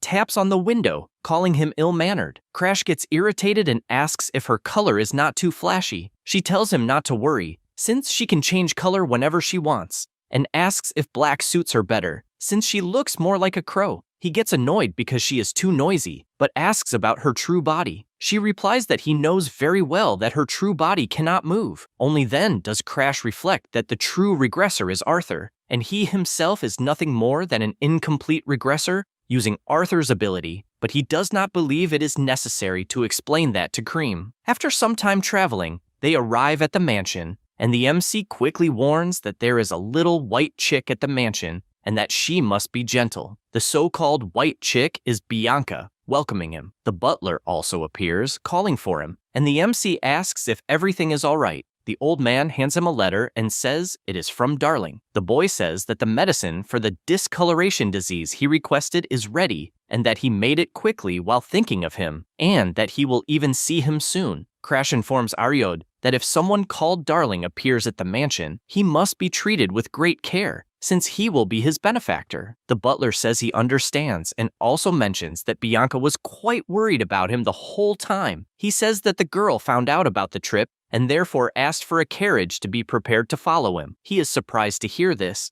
and realizes that he did not check the conditions of Bianca's curse. Because of that, he uses his ability, and a notification says that the first condition is to become her friend, and the unlock is complete. The MC simply cannot believe that the first condition was unlocked without him even noticing. She asks if there is something on her face, and he says no, since he only wanted to introduce a new friend, and says that the crow's name is Cream. Bianca squeezes the animal, since it is soft like a teddy bear. Meanwhile, the MC is still baffled, as he has no idea how he unlocked that seal that required becoming her friend, since normally when someone says an important person, It can mean relatives, children, friends, or lovers. And since he is technically her fiancé, he believes that lover is the closest possibility. He does not understand how it would be possible to become her lover when she has no emotions, since the conditions were not like this before he regressed. And he is also an adult on the inside. Cream says that apparently Bianca liked her, since she would not let go of her at all. In any case, she says that she wants to test Crash's strength, since the game is over and they must go to the training area. After doing so, he is left collapsed on the ground after taking such a beating. Cream says that she did not imagine that a regressor would have such mediocre talent. He replies that he already said he is a total failure. She says that at least he crawled back to the past using his experiences and secret techniques, but that effort will be surpassed by a true genius in less than 5 years. Cream gathers energy and warns that what she said only applies if they are talking about pure talent, and talent means nothing to her, since if he has no abilities, he can simply steal the talents of others. After all, he is someone who would never have escaped the bottom of the pit, and now he will conquer everything from a place above the clouds, until he finally breaks her own immortality. The MC realizes that Cream's true body is that of a man, and vows that he will become a much more powerful person. A few days later, Darling finally arrives at the mansion. He asks if he made them wait too long, but Crash just tells him to stop the chatter since he is training. Then he asks if he brought the requested medicine, and he shows that he did, since the medicine is complete. After that, he asks if he is not a genius. The MC tells him not to state the obvious, since his friend has always been a genius. Darling is surprised by those words and asks for a hug, since he found it way too cute. In addition, he says he has something to comment on, as he found out that Annex stopped training after losing to Charlotte, but apparently returned to training because of the events at the Stellar Sanctuary. The MC does not believe it, since a scoundrel got inspired after losing to him, and says he does not care about that at all. At that moment, Cream approaches and says that Starlon had other plans beyond Valheim, and that everything should be fine, since he planned an elixir to strengthen the crappy body the MC has. In addition, he tells them to ask Darling to prepare some of these potions, since a special medicine that increases physical attributes and aura when consumed is excellent. As for elixirs, they are extremely expensive, and some secret manufacturing techniques are passed down through family lineages, just like the elixirs themselves. He finds it annoying how close Darling wants to get, but knows that before the regression, these elixirs would be impossible to obtain, since they are only for selected people. Cream tells them not to worry, since he knows the formula and it is enough to have the alchemist make it. With that instruction, he orders the elixir to be made, and Darling asks why this came up out of nowhere, and whether the news about Annex got him excited. In addition, he asks whether there is money for the materials, since as far as he imagines, the Valheim family will not pay for it. He tells him not to worry, since he will find a way. Inside, he knows he can handle this if he uses the knowledge he acquired before the regression. That said, the crow passes on the instructions for preparing the elixir, and the MC relays everything so Darling can make it. The alchemist is surprised, taking notes, and even says he cannot believe where he got so much information. He replies that it is a secret method of his family. Darling admits he is surprised, but still says there is a problem regarding obtaining the materials, since he cannot get his hands on the sun snow fungus or the golden dragon herb, because first of all, the sun snow fungus grows in Hardened Hearts, but the mountains are so steep and the corruption is so severe that it is impossible to find. He tells him not to worry, since he will ask his fiancée. After all, she is from the Hardened Hearts family. Darling says that if that is the case, only the issue of the golden dragon herb will remain, since it is a phantom herb, said to grow only near the nests of golden dragons in the remote regions of the Empire, and he could even buy it on the black market. But if the Empire finds out, it will be a huge problem. The MC comments that unfortunately, if there is no other way, he will have to risk buying it on the black market. But his friend asks him not to worry, since he can do it differently. He says there is a junior martial arts tournament held in the Empire of Epiphany for youths under 15 years old, and all the MC has to do is take first place, since the tournament reward is precisely that herb. Crash asks him to remember that he is from the Valheim family, and the Empire is probably using the tournament to gain politically against the Academy. So if a Valheim participates, things will get complicated. but Darling asks him to drink a certain potion. Because it's a genius, he obviously has a plan. He has no idea what it is, but drinks it anyway, only to feel something strange happening to his body until his body turns into a woman's. Darling warns that it is fine to participate if he is a girl. The MC gets irritated and threatens to kill him, since it must be some kind of joke, and the boy just apologizes, saying it was the only solution he found. A few days later, the two continue training, and the crow prepares its attack and launches several black slashes. But the MC, who was concentrating, manages to block them one by one, and does so constantly until he is hit by one last strike, and his master orders him to stop there. She explains that the pure blade technique she taught that time is a style that reads the enemy's attacks without retreating. It is a high-level technique to instantly comprehend the movements of his opponent. Then, combined with the natural intuition of the sixth sense he possesses, he will reach a realm of clairvoyance. In addition, she talks about the elixirs, since he can use them to strengthen the body, and his movements will finally keep up with his thoughts, making him even stronger. After all this explanation,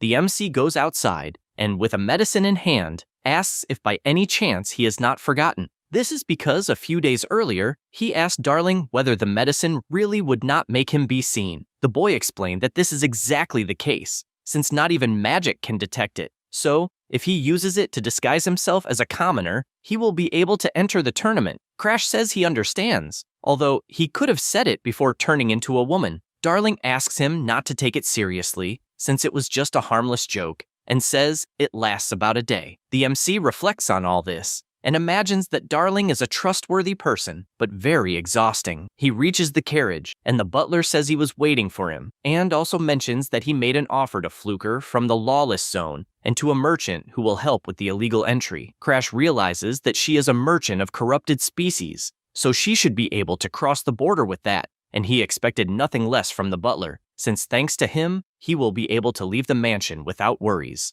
Ariad reinforces that this is true and, overflowing with confidence, guarantees that he will not let absolutely anyone enter, even if it is the head of the family. The very next day, after Darling gives the medicine for the discoloration disease, Ariad cannot contain his emotion, thanking for life, for curing his daughter definitively. He can die without remorse. However, the MC says that if he is truly grateful, he must continue living, since he saved his daughter's life, so he should not dare to die until he says otherwise. And he emphasizes that this is probably a small price to pay compared to her life. He cannot hold back so much emotion, and shouts that he will survive no matter what happens. The MC imagines that at this point he can finally stop worrying about Ariad betraying him. The MC walks a little further and thanks Bianca for agreeing to his request. He also says that she stayed at his house for a while and therefore should rest, but she replies no, since as soon as she obtains the solar snow fungus, she will return immediately,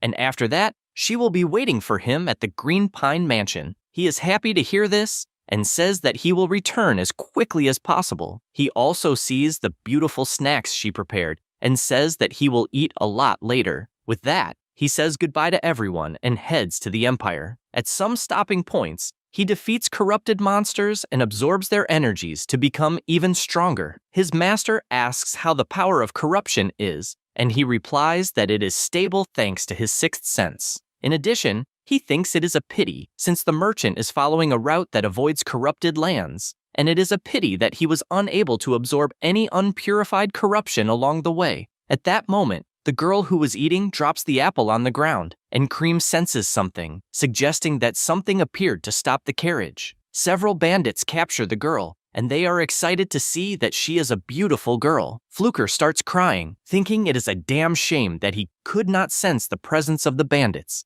and cannot believe he will die in such a stupid way. However, in the very next second, a slash appears, finishing off a bunch of bandits in the same instant. The MC appears, and one of them shouts for everyone to advance. His henchmen immediately obey, and they even ask what a little boy will do now that he can no longer rely on his weapon. The MC draws his sword once more, and, with absurd speed, takes the lives of them one by one with extreme ease until only the last bandit remains. Brock gets irritated and attacks to kill, but Crash manages to block, and the bandit attacks with greater speed, yet cannot understand how all his strikes are being blocked. Annoyed, He says that cheap tricks will not work, and the MC asks if that is really so, since he wanted to keep dealing with it without even using the sixth sense. Brock decides to use his secret technique, which will shatter the boy's sword and body with a single attack. As he attacks, he uses the Phantom Battle Axe, changing the direction of the strike almost instantaneously. The MC is startled by this sudden change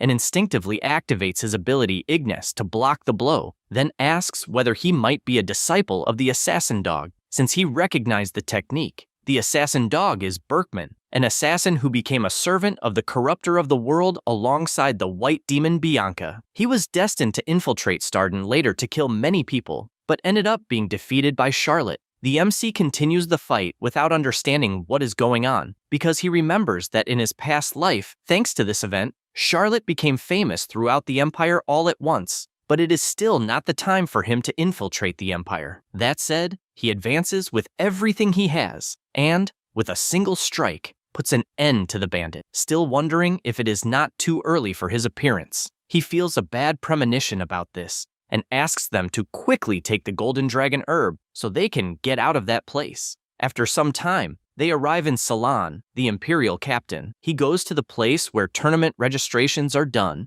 and at the reception, there are many people. Cicely, who is the fourth princess of the Empire, is impressed by the number of people present and says that there are many rough diamonds to be polished and that she will take them all to the academy. Her servant says that this does not suit her, since His Majesty would be foaming at the mouth if he heard that. The girl asks them not to speak about her father and the hallucinations he has. This girl is the youngest daughter of the Emperor. At 7 years old, she had a brilliant mind capable of solving difficult mathematical problems. The teacher asked her to rewrite imperial history since they needed to report her talent to His Majesty. Cicely imagined becoming an imperial candidate and believes that if someone with a fragile constitution like hers were to get involved in the struggle for the throne, she would certainly be killed. For this reason, she throws the papers onto herself, since she needs to make everyone around her give up on her or she will not survive. From that moment on, Cicely used her brilliant mind to the fullest, playing the role of a completely unrestrained daughter. Eventually, even those who had praised her intelligence began to give up on her for being unsuitable for the imperial candidacy. Lena reflects that she has observed the princess for a long time, so she knows that her actions are nothing more than an act.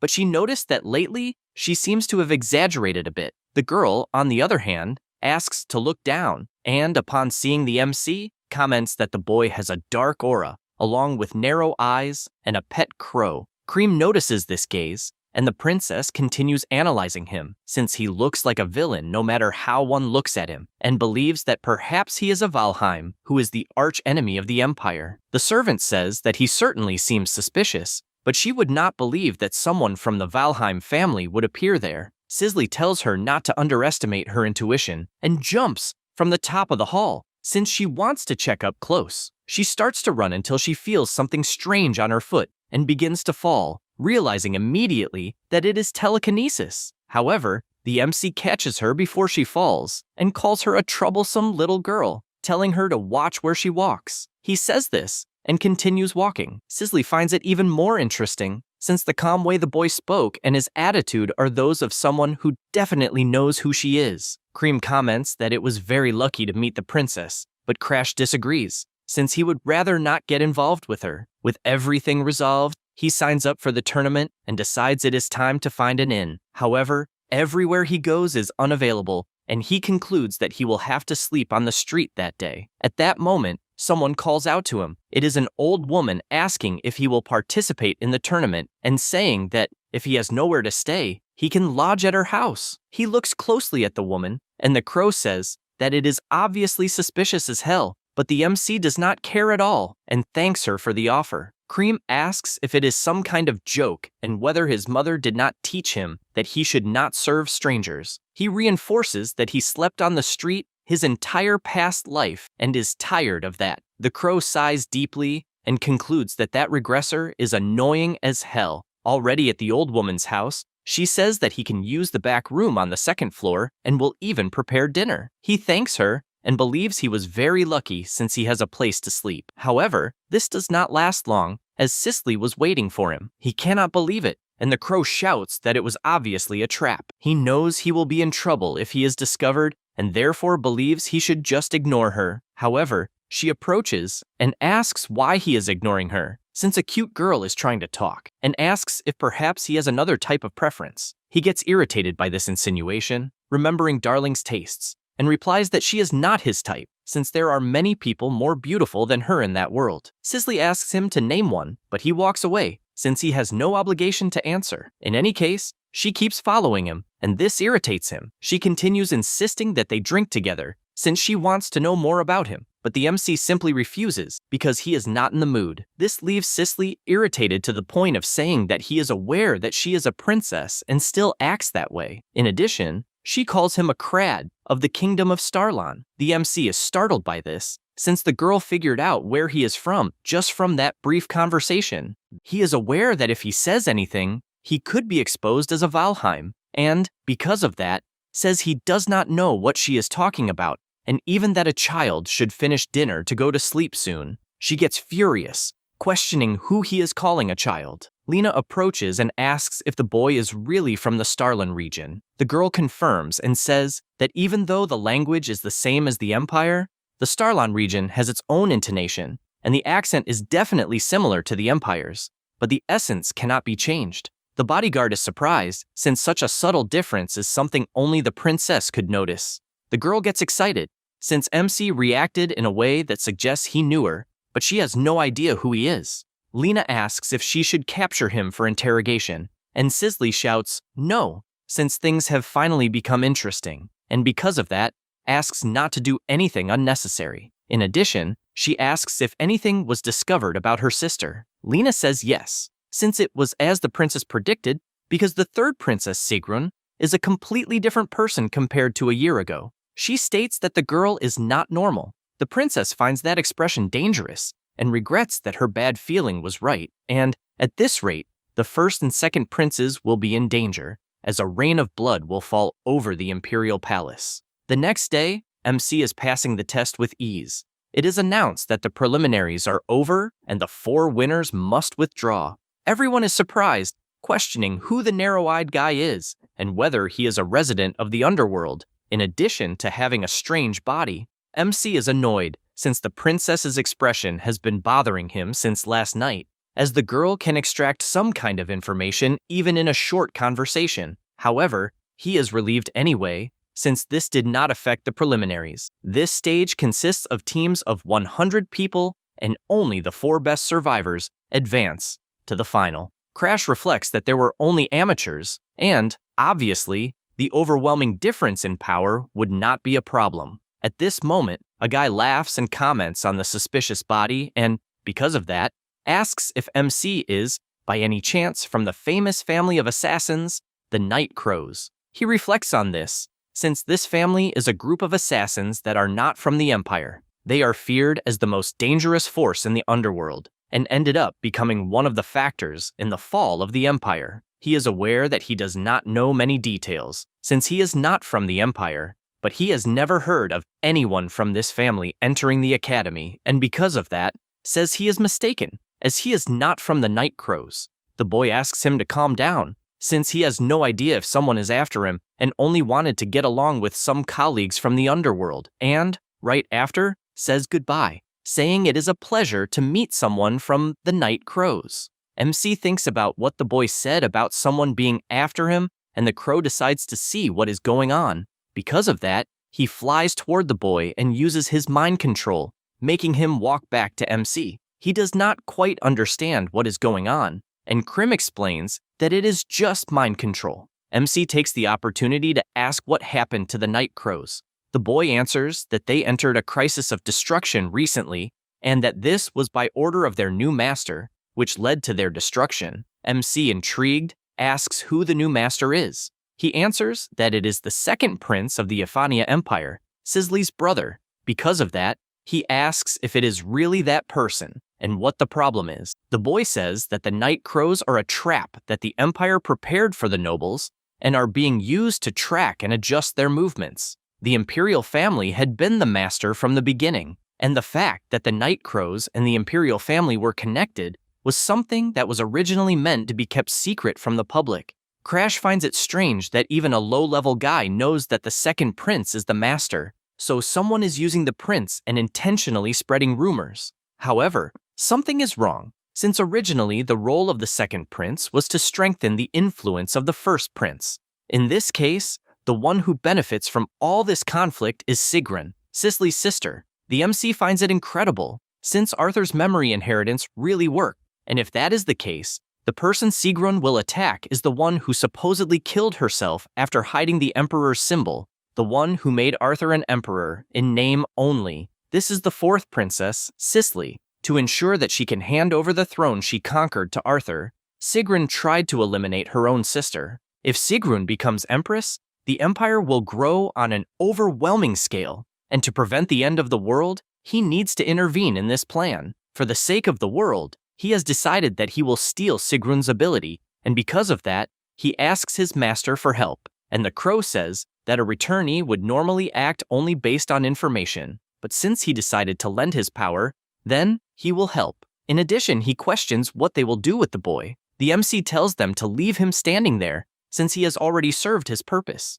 Krim then decides to turn him into one of his servants, and, still using mind control, orders him to leave. The MC believes that the time has come to use their appearance, and they will meet the real Night Crow, who is hiding in the finals. This assassin in question asks another what the MC's name was, since, as he managed to impress a member of the Night Crows, he will have to teach him a lesson. Back at the tournament, in the main event, the MC wins another fight, and it is announced that Crash is the winner of match 32. Everyone in the audience starts shouting, "Night Crow," and he realizes that everyone is completely convinced that he himself belongs to that family. In addition, he also notices that the brat is watching, even after being warned. That is because, on the night after the end of the preliminaries, he was with her, and the princess comments that she heard he destroyed the preliminaries and feels disappointed, since he really only looks like a child, but she does not know the reason for that worried expression on his face. However, she is startled the moment the MC says that she has a strange life. Cicely asks if something happened, and he tells her to just protect herself. She says that the next day will be the main event, so she will not even sleep, and something must have happened while she was not looking, and she has no idea where he got the information. Because of that, she asks if they can really trust the royal spy hired by the bodyguard.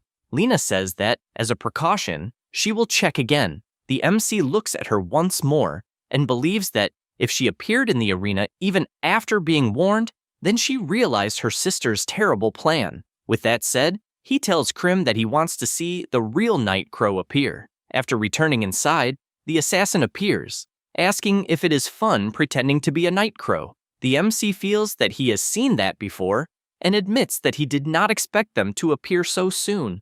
The boy draws his daggers and charges forward. Crash begins dodging all the attacks until he grabs his arms. However, a skeleton begins to emerge from the assassin's arm to attack, but it is useless, since with just one kick the MC destroys those bones and also lands a headbutt that breaks the boy's teeth. He warns that it is useless, since forbidden arts that use the power of world corruption do not work on him, and calls him Evil-ask. The assassin cannot believe how his true identity was revealed so easily. MC says that he is aware that Sirgun has his heart in her hands, and therefore asks to make a deal, since with his ability, he will be able to take his heart back, and because of that, wants her to tell everything about the princess's plan. After all, he already knows that the corruptor known as Night Crow is the necromancer Evil-ask. Having had her heart stolen and being kept captive by the Empire for 1,000 years, she is a corruptor. One day, Arthur said that she could be useful, but the Blue generation does not like corruptors. They only knew that she was the only necromancer in the world. Corpses do not leak information, even if the assassin's mission fails. And a necromancer who commands corpses is excellent, especially in a family famous for assassinations. MC arrives kicking the door, since before his regression, the Night Crows were eliminated before he knew their identity. But now, he will have the girl to extract information. She falls into despair since she was found so quickly, and MC, with his hand on her face, tells her to calm down, but Evil-ask screams. wanting to know what he will do with her heart. He says that first he will show the ability he possesses. He uses his Black Hood magic to unlock the girl's conditions, and knows that with so many conditions, a direct approach would be difficult. Therefore, he asks if she fully trusts him with all her heart, since he can take it immediately. She begins to cry and screams that she trusts him. He says that he does not just want to hear words, since he needs to see trust. He asks if she is perhaps tired of her current life, since if she recovers her heart, she will be able to stay lazily in her room all the time, letting the corpses do the work. But if she cannot recover her heart, she will have to obey the royal family for the rest of her life. She becomes desperate since she no longer wants this job and, crying, says that she has already worked for more than 1,000 years and, because of that, wants help. He reveals that she has no other choice but to trust him and asks her to offer her heart in exchange for her truest desire. Everlast continues begging since she wants to live peacefully, just playing and slacking off every day, and because of that, asks him to take her heart. MC liked those words, and because of that, now she is free. He tells her to keep the promise she made. After all, it is a trade, and guarantees that he will return it when he is finished. She laments since she does not want to work, but he wastes no time and asks what Sirgun is planning. She asks if he knows Sarah, who is known as Lena and is the swordswoman bodyguard of the 4th princess.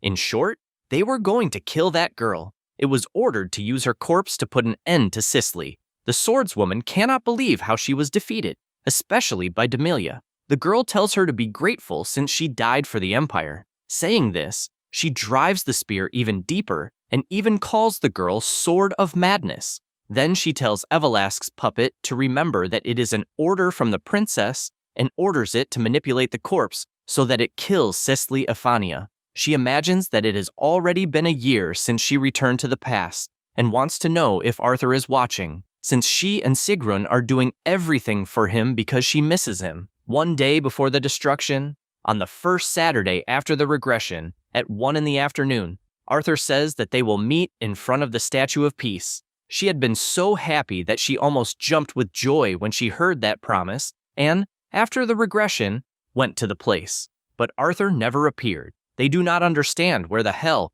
Arthur is, and it has already been a year since they waited for him. She wants to believe his words, but first, she needs to recover her former strength. She knows that she needs to work more to ensure that the mission is a success. Suddenly, she tells the puppet to wait and asks about MC, whether it happens to have his corpse. It replies that yes, and she says that it did a good job, although it is not to have strange ideas, since even if Sigrun is not there, it should remember that it has her heart in its possession. The puppet replies that it is aware and, once again, leaves. Demelia thinks it is outrageous that she is hiding such a cute boy and that it is almost a waste that MC is a corpse. The next day, Crash prepares for the fight and cannot believe that he will face the commoner Pilly in the end. On the outside, he gives a very common impression, since he is a pure boy who dreams of world peace. But in reality, he has the potential to enter the blue generation. The boy says he is sure that the MC does not want to be an assassin, and, since they reached the finals, he says their entry is guaranteed, so he can stop being a Nightbody and have a normal life. Because of that, he tells him to stop being an assassin, since he seems to be a kind comrade. The MC listens to all of this and reinforces even more that the boy is truly gentle. However, he gives a warning, since clinging to hope will not allow him to overcome despair. Pilly laments being rejected, and after the judge starts the match, the boy uses the 10 steps of heaven to attack. But Crash, knowing what kind of attack it is, defends his back without even looking behind. Pilly cannot believe his feint was read, since it is as if the MC completely understands his swordsmanship. Crash imagines that the boy's expression is as if he had seen a ghost, but technically he is one, since he once took his own life. He knows that boy grew up in a region that snows all year round and developed various techniques, and, before the regression, he knew him better than anyone. The MC knows that, by combining his experience with his sixth sense, even if he moves slower than his opponent, his sword will strike first. Because of that, he tells Pilly to become stronger and lands a direct hit that was enough to win the match. Before leaving, Pilly asks if they will meet again somewhere. The MC remembers their past, when the boy said he would try even harder, since the curse had been removed from his body, ensuring that he would protect that world. The MC knows that was the first time he heard a thank you, and because of that, he says they will meet again at the academy. The boy says he understands and that he is looking forward to it. The second prince, watching the match, tells Evelask that she was truly 100% prepared and expected nothing less from a night body. He imagines that if he uses this group of assassins to attract 9 more, he will eventually have the throne all to himself. She says she is honored to have a favor granted to the second prince, and Siphon asks her to maintain that humble attitude, obeying like a lion dog. At that moment, they notice a strange movement, and the butler shouts that this is the second prince's location. However, he realizes they are the Black Dragon Knights, and does not understand why that order is there, since they are used to punish criminals. Demelia approaches and announces that the second prince is under arrest on suspicion of the murder of the fourth princess, Cicely. The boy becomes outraged and questions why he would kill his own sister. She warns that they discovered he ordered Cicely to be killed, but this leaves Siphon furious with rage, since he never wrote anything like that to anyone. However, a voice questions who said the princess is dead. Demelia recognizes that voice, and Lena tells her to forget the murder, since not even the shadow of an assassin was seen. The woman cannot believe what is happening, and why the girl is still alive. On the night Lena was killed, she was moving at high speed, since the princess's intuition was correct. That was when the girl asked if they could really trust the royal spy they had hired. She said she would check again. When she heard it, she thought it was impossible, but the spies were drawn in, and she does not understand why the hell Cicely is being targeted. At that moment, Krim appears calling Lena and says that, in exchange for her life force, she will grant her the power of immortality for a while, so she must pretend to be dead. The swordswoman is startled when she realizes it is the MC's crow speaking directly in her mind. The power is drained from her body, and she questions what the hell he did and whether she really has to pretend to be dead. As soon as she says that, Demelia appears behind her and immediately drives the spear into her stomach. That made her realize that, if it were not for the crow, both she herself and the fourth princess would have died at that moment. Cicely orders the arrest of the vice captain of the Black Dragon Knights on suspicion of espionage. The guard is startled, asking what she means by spy. The princess explains that Demelia used the guards because she was convinced they were dead. Then, with a single command, she orders the swordswoman to finish it, and with a simple movement, she strikes a blow that launches the guard with full force against the wall. Demelia cannot believe how things ended up like this, since she had ordered Evelask to kill Lena, and concludes that the fourth princess is astute for having realized everything, and, because of that, her plan was ruined. She knows that this is the reason Sigrun wants to kill her sister so badly. Because of that, she places her hand on the heart inside her bag and orders Evelask to kill the princess immediately. The girl panics, since the MC has not yet stolen her heart, and as she loses control, she screams for him to save her. At that moment, the Black Hood ability goes to the heart and pulls it from Demelia's hand, leaving her unable to understand why the heart disappeared. She becomes enraged since she failed to kill the fourth princess, failed to capture the second prince, and even lost Evelask's heart, and cannot believe it was all for nothing. Only then does she come up with an idea, since she needs to kill the princess on her own, and will take advantage of everyone being distracted by Evelask's puppets. She prepares herself and advances with her absolute speed, telling Cicely to die at once. However, Crash steps in front, blocking the attack, and even the swordswoman is surprised to see who it is. Demelia questions how a mere corpse managed to stop her divine spear. The MC says that, as always, her simple way has never changed. She is startled since he apparently knows her, and the prince, not fully understanding what is going on, realizes it is his chance and orders her to be captured immediately. The guards take her spear and inform her that she is under arrest on suspicion of murdering the imperial family. She becomes furious at this outcome, since even though her plan was exposed, she should not have done anything unnecessary, and all she wants is for Arthur and Sigrun to help her. Cicely asks if the MC is alright, and he realizes he barely managed to block the attack even using his black flames, and is still far from master level. She says, that this is what happens when facing the divine spear head on, but he replies that she is safe and that is all that matters. The girl becomes extremely embarrassed, and the second prince shouts for them to find the other accomplices of what happened. Because of that, the MC enters the shadows together with Everlast and tells the princess to keep an eye on her siblings. However, she tells him to wait, since she needs to treat his injuries. But Crash tells her not to worry, as he is used to getting hurt.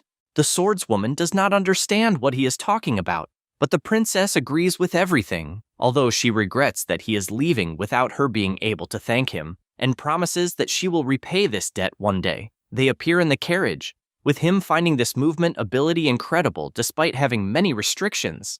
Everlast laments, since she can only teleport living people over short distances, and hands over the golden dragon herb that he had requested. He fulfills his part and hands over the heart, since with that they are even. She was sure that he would make her work forever like the corruptors were, and he does not understand why he would be one. She, in fact, is doubtful, since from what she saw, he used the power of corruption when he stopped Amelia's attack. He understands what is happening, since in her view, the black flames are the power of corruption, and that is why she believed in him the whole time. At that moment, the crow apologizes for interrupting the conversation, but says that he received a message from a subordinate, and apparently, something happened to his fiancée. He asks what that means, and the crow says that he just received a message saying that a bastard known as the assassin dog invaded the mountains, and Bianca appeared at that moment. The MC realizes that this was the bad premonition he had when he encountered the assassin dog's disciple, and knows that the situation is terrible. For that reason, he warns that they are heading immediately to Hardened Hearts. Everlast becomes intrigued, since he is a corruptor who has a fiancé, and, from what she has heard, he is the youngest son of the Valheim family who was engaged to someone from the Hardened Hearts.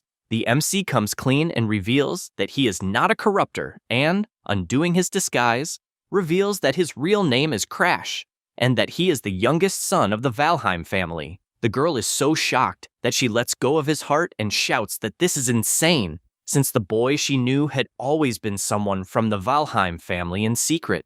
Meanwhile, in the territory of the Hardened Hearts, Jenica cries, since if she had been honest, Bianca would never have climbed the mountains. Krim's subordinate asks why Bianca suddenly decided to climb the mountain. She explains that the girl couldn't find any in the market and didn't know she would be foolish enough to go alone. A few days earlier, Jenica had made it clear that she would get what that useless Valheim wanted, and because of that, her sister could return home. Bianca looks back and says that Crash is not useless at all. Besides, she didn't ask her to follow, since she only wanted a search party. The girl says it doesn't matter, since she is determined to complete this mission, because she wants her to return immediately. Bianca says she understands and comments that her sister has hated her since the beginning, since she believes their mother died because of her, and says she will return home as soon as she finds the fungus. Jenica does not accept this, since she didn't want things to end like this. At that moment, the assassin hound appears asking if he can join them. They look back in shock, since someone with a terrifying aura appeared out of nowhere. She tries to understand who the man is, and the guards tell the girls to run, but the assassin hound kills them for getting in the way. Bianca pulls her sister through the snow until they manage to hide.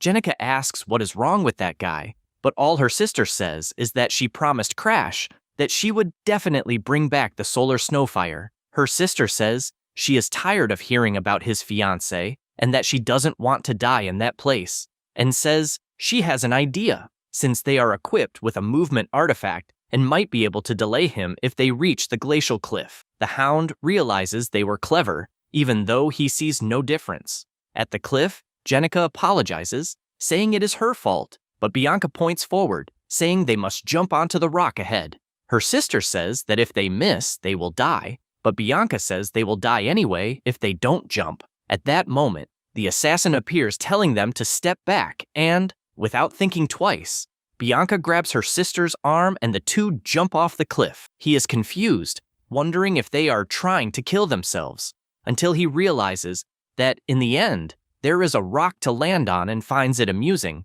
since he also wants to play. Bianca tells her to trust her, and at the same instant, throws herself at the hound so the two fall down the cliff, since that is the only way her sister would be safe. Jenica remembers all of this and, crying, says that was the last time she saw her. Then, a group was dispatched to the place to find her alive, but they were unsuccessful. She feels guilty, since if she hadn't suggested the cliff area, none of this would have happened, and if she had been honest from the beginning, they would be safe in the mansion. The boy says he is sure that Bianca is safe somewhere. She tells him to stop saying nonsense, since a week has passed, and even if she managed to escape the assassin, Bianca spends all her time reading books, and there would be no way to survive in the deep mountains. The girl is actually sleeping, and in her dreams, all she wants is to see Crash. She wakes up and realizes she fell asleep again. She reflects that she survived for days with only nuts and the heat from the solar snow fungus, and at least her legs are fine. After falling off the cliff with the assassin, she kept climbing to higher places to send a request for help. Eventually, she reached a place where solar snow fungi grow in abundance. She picks up these fungi with her hand, since, as the name suggests, they emit natural heat. Being in a cave about to collapse, she managed to stay warm. She used a survival book as a guide and managed to treat her injuries. But between the cold, the injuries, and the lack of nutrition, her stamina reached its limit.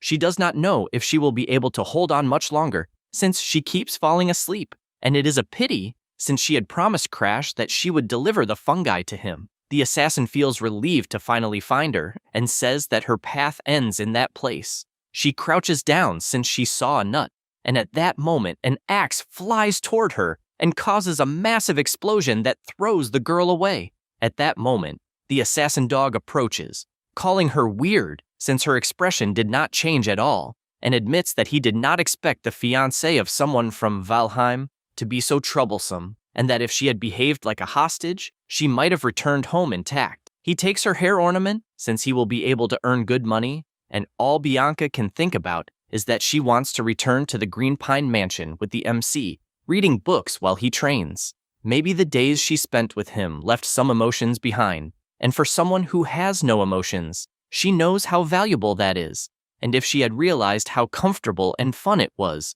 she would have enjoyed it more. So once again she calls for the MC, and at that moment, he appears punching the assassin in the stomach, sending him flying backward while questioning who the hell arrived. Crash, holding Bianca in his arms, says she did very well, and asks to leave the rest to him. The girl feels relieved to see him and faints.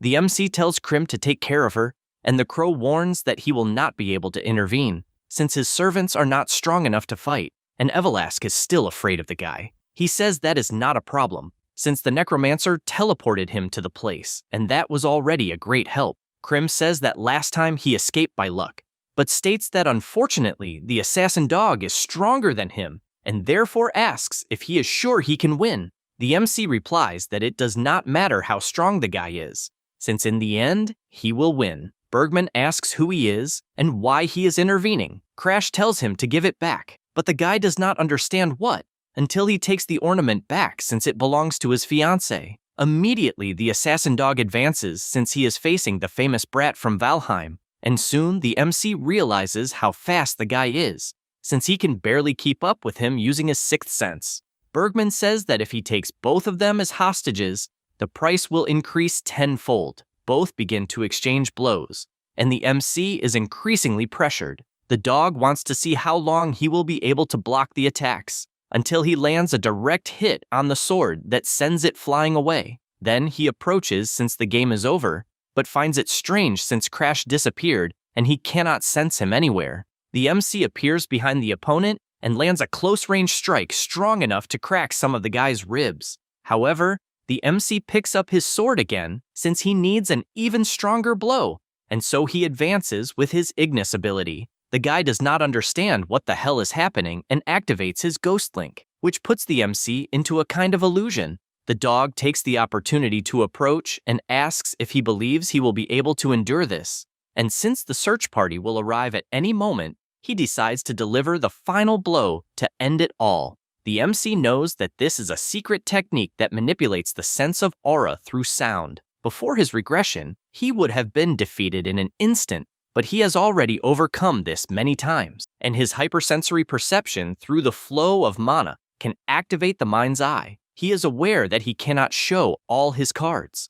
Meanwhile, Bergman wonders if it was a bluff, since when the MC blocked his axe, he showed a movement that was far from normal, and he does not know how long the phantom bond of such a dangerous power will last. And he was right, because out of nowhere, the MC breaks free, and the dog laughs, as he was sure he was not an ordinary prey. He realizes he will have to be more careful when approaching, but finds it strange since Crash is not reacting to his provocations.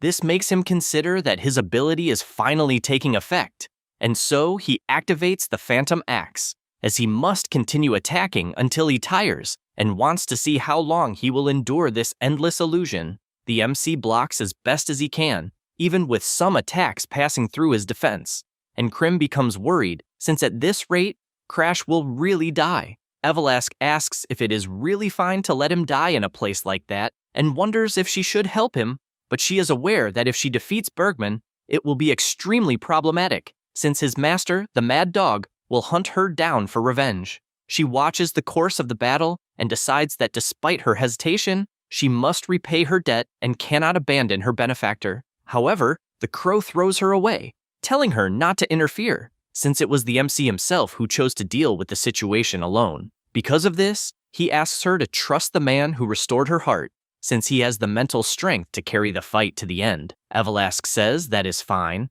but warns that if Crash dies, she will resurrect his corpse. The MC realizes he is at his limit and has been reading the assassin dog's attacks using his mind's eye, but his aura is exhausted. So, from that moment on, he needs to trust his instincts. However, the axe that hits was an illusion, and the assassin dog appears from above attacking, ensuring that this will be his end. The MC panics, as his situation has worsened too much. But he learned the truth about his limits a long time ago. He was a weak boy who had no talent, and unlike geniuses, it was impossible to grow stronger in the face of an opponent with overwhelming strength. He knows that because of this, he has been hiding his fangs until now and activates his forced rupture, blazing erosion. Using Ignis's flames to convert the energy of world corruption, he surpasses the strength and limits of human flesh. In his current state, he can only maintain this ability for exactly 3 seconds, and filled with rage, he declares that he will finish this before that. Bergman panics, as he cannot follow the strike with his eyes alone, and knowing he will die, he activates his illusory scream. Crash thinks this is annoying, as he aimed for his neck, but the sound blurred his vision and disrupted his aim. The assassin dog realizes the blow landed on his shoulder and, because of that, activates his technique and attacks once more to end the fight. The MC sees the attack and knows his mind's eye tells everything, as the effects of blazing erosion are fading and his head is about to be cut off by the man's claws. Immediately, he activates his black hood, as he will not die in a place like that, even in his dreams.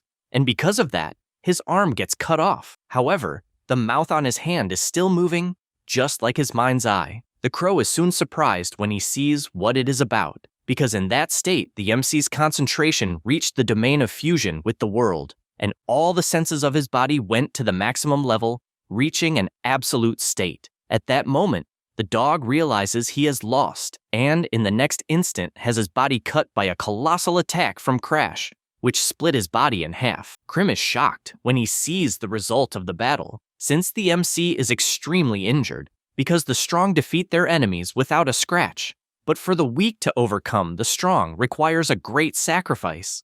The crow approaches and asks if he is satisfied. He laughs, and falling into the snow, says he is far from satisfied. Krim then asks them to return, and Evelask, using her teleportation, takes everyone home.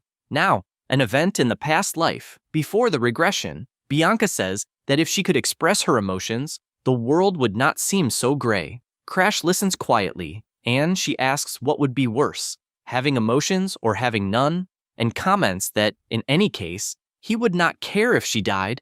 After all, they are practically strangers now. He says the family decided this on their own, because the head of the Hardened Hearts simply lost his mind one day and beat his entire family to death before taking his own life, and Bianca was the only survivor, saved by the second daughter, Jenica. In response to the tragedy, the Valheim house considered the marriage alliance worthless and unilaterally broke the engagement between Crash and Bianca. Thus, that meeting was arranged only so they could say their final goodbye. The MC says he is aware that they will not see each other again and asks her to consider what he is about to do as a warning, since he will not be by her side if she gives up on living. With that, he uses his ability to remove the curse from her body. After absorbing everything, he knows that a simple doll will be neutralized instantly and therefore asks how she feels.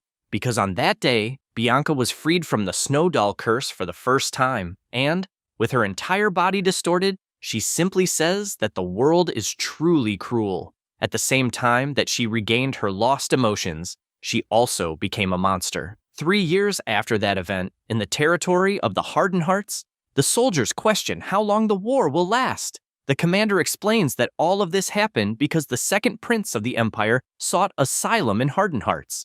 The prince possesses information that could shake the very foundations of the empire, and that is how the war began. He says that the White Phantom killed the Poison King out of revenge and isolated himself in the ice pavilion of the Northern Sea. An explosion occurs at the site, and the MC on top of the hill questions what the soldiers of Starlon are doing, since they are responsible for the supply depot, and does not understand how they can be so careless.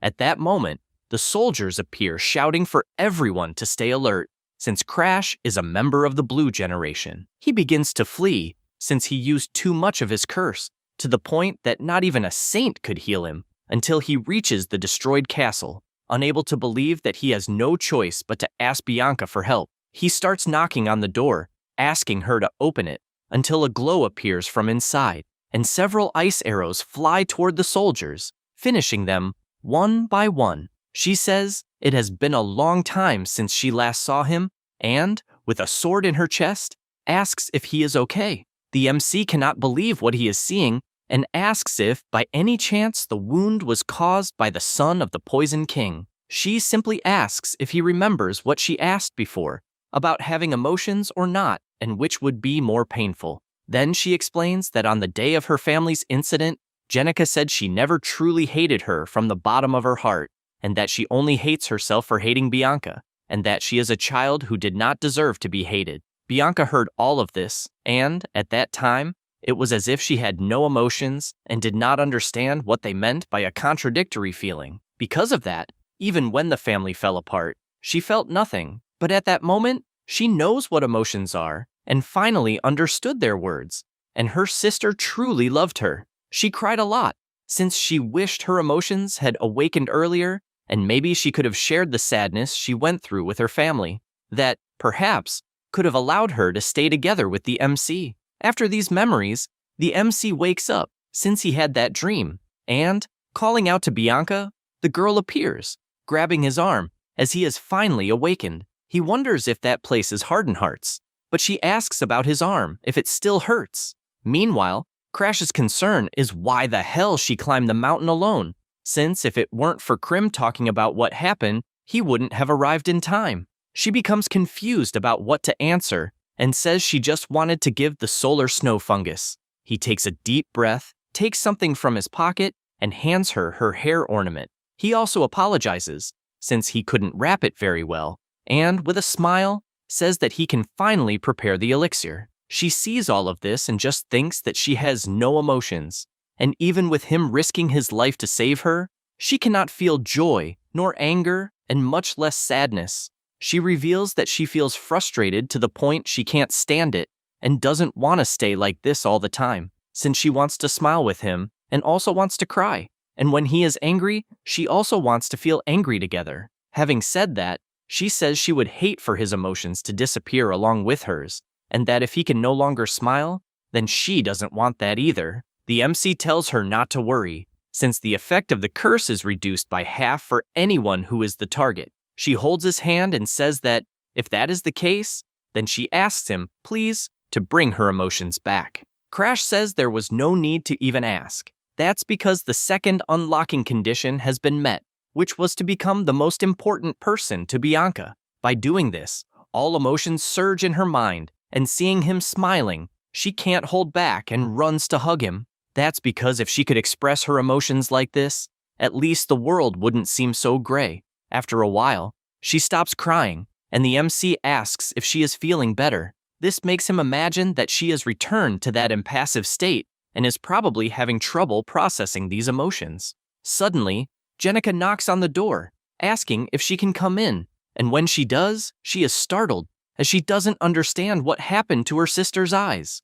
Crash simply asks what she is doing there, and she replies that her brother invited Bianca for lunch, and since the MC cannot move, she decided to bring his meal upstairs. Crash imagines that she wants to talk to Bianca as family, especially since she didn't even look at him. In his past life, Jenica apologized to Bianca, and he wonders if she will do the same. Because of that, he gets his fiance's attention and says that if Jenica tries to change her attitude, she shouldn't feel the need to forgive her, since if she doesn't like it, she should just ignore it, and when everything is over, they will return to the mansion together. Bianca hears this, shakes her head from side to side, and opens a smile, saying that she is very happy now. The MC says goodbye to her, and, after everyone leaves the room, he tells Evelask to lend an ear for a moment, since he wants to hear what the family wants with Bianca. Even before hearing anything, he guarantees that if he hears something wrong, he will sink that house into the ground, and the crow warns that he is not in a position to worry about his fiancée,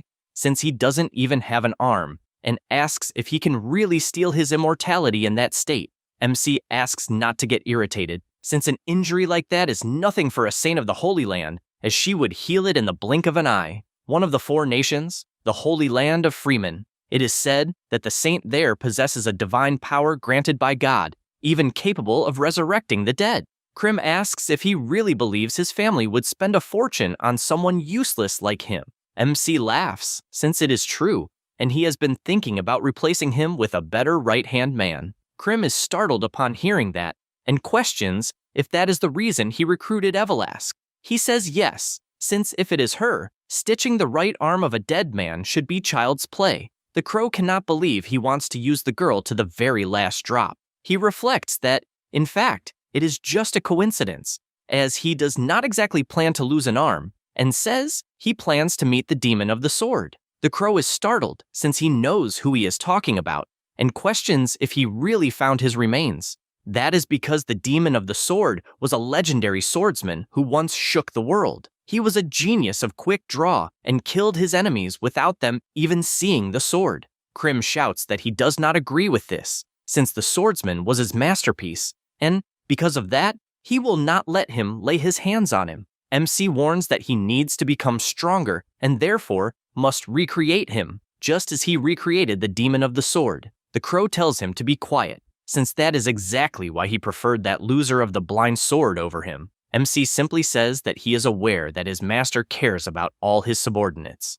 In addition, he knows that finding the weakness of Crimson Garden is quite simple. That is because this guy sees the world through the eyes of his subordinates, and that is why he unconsciously grows attached to them. Since he has the saint on his side, if he continues healing his subordinates while torturing them, he will end up revealing the location on his own. MC saw this before the regression and thought it was insane how Arthur did that. He reveals that the demon of the sword died of old age, but his style has not died yet, and since he knows his master can see everything, then all he needs to do is transplant the demon swordsman's arm into himself, and with that, he will be able to bring the legendary techniques back to life. The crow becomes undecided about this and asks to wait for 2 days. MC thanks him and imagines that this resolves the situation of his arm. Now he only needs to see how the house, Valheim, will react to the news he sent and still needs to settle his matter with the Hardened Hearts regarding that arm. In addition, he is worried about Ariod, since even though he was informed, he must still be concerned. He lies down on the bed, since he is tired, and Evelask remains relaying the communication through the rat. Bianca refuses the request, and Mariakan, who is her brother, says that he has already settled matters with the vassals, and, because of that, she must hand over the position of fiancé to Jenica. She replies that she may be a child, but when there is something she wants, she will never let it go. Because of that, she assures that she will not give up her position as fiancé, and it is the only thing in the world she intends to protect. Her brother becomes enraged and questions how she can endure that position while being a discarded, cursed doll. Jenica stands up, saying that he is going too far, and the boy simply says that he is stating the facts. Bianca says that she does not know exactly what her family has done for her and, in fact, does not care at all about what happens to the house, since none of them truly care about her. Because of that, she reveals her decision that even if she is expelled from the family or loses everything, she will stay by Crash's side. Her brother stands up furiously until MC appears apologizing for interrupting the conversation and says that he heard some things in the corridor that he could not ignore. Mariukin becomes concerned and says the boy is injured and therefore should be resting, but he says that there are two rumors spreading lately. The first is that Crash saved his fiancée by defeating the assassin dog, even at the cost of losing an arm, and the other is that the security of House Hardenhearts is pathetic to the point that they couldn't stop an assassin dog. So with the patriarch absent, he is sure they realized which rumor is more convincing. Mariukin feels cornered and asks what he wants. He says it's simple, as he only wants Bianca to do what he wants. The boy is surprised, as he initially thought his sister just wanted to leave the family and can't believe the two of them really formed a bond. Seeing no options, he accepts the proposal. The MC says he has one more thing and asks if the priest of Harden could heal his arm, since the results will be clear in 2 days, and that would be good for a priest's reputation. Mariukin doesn't understand what the hell he is planning, but decides to accept. At that moment, Jenica is shocked, calling her brother, since out of nowhere, Bianca completely changed her expression. Meanwhile, elsewhere, a man reads the report and, in an imposing manner, says the name Crash. 2 days later, in an open field in Hardenhearts, the MC continues training and thinks it is harder than he expected. Combining the quick draw technique of the sword demon with his single strike ability requires terrifying concentration. He is trying with only one arm and realizes that the fact that he is an idiot hasn't changed. Even so, he is relieved that the curse of the snow doll worked. Thanks to that, the flow of the immersion poison was neutralized. Now, he possesses blazing erosion. By burning the energy of worldly corruption absorbed through the poison, it is possible to force the breaking of the body's physical limiters. However, everything has a price. The moment this ability ends, the user becomes incapacitated. He knows it is an absolute limit and cannot be used for long. If he could at least regulate the heat, he could extend its duration. He has cold energy, the yin energy of the moon, and smiling. This leads him to his next goal, which is the dark lunar physique of the Emperor of Flames. He is confident that once his arms are healed, he will steal that guy's curse. Sometime later, he goes to Evelask's house, and suddenly the door opens, and number 8, who is Evelask's servant, welcomes him and says her master is waiting. The MC observes those rabbit ears and thinks the interior is just as he remembered. The girl welcomes Crash, as everything is prepared for the transplant.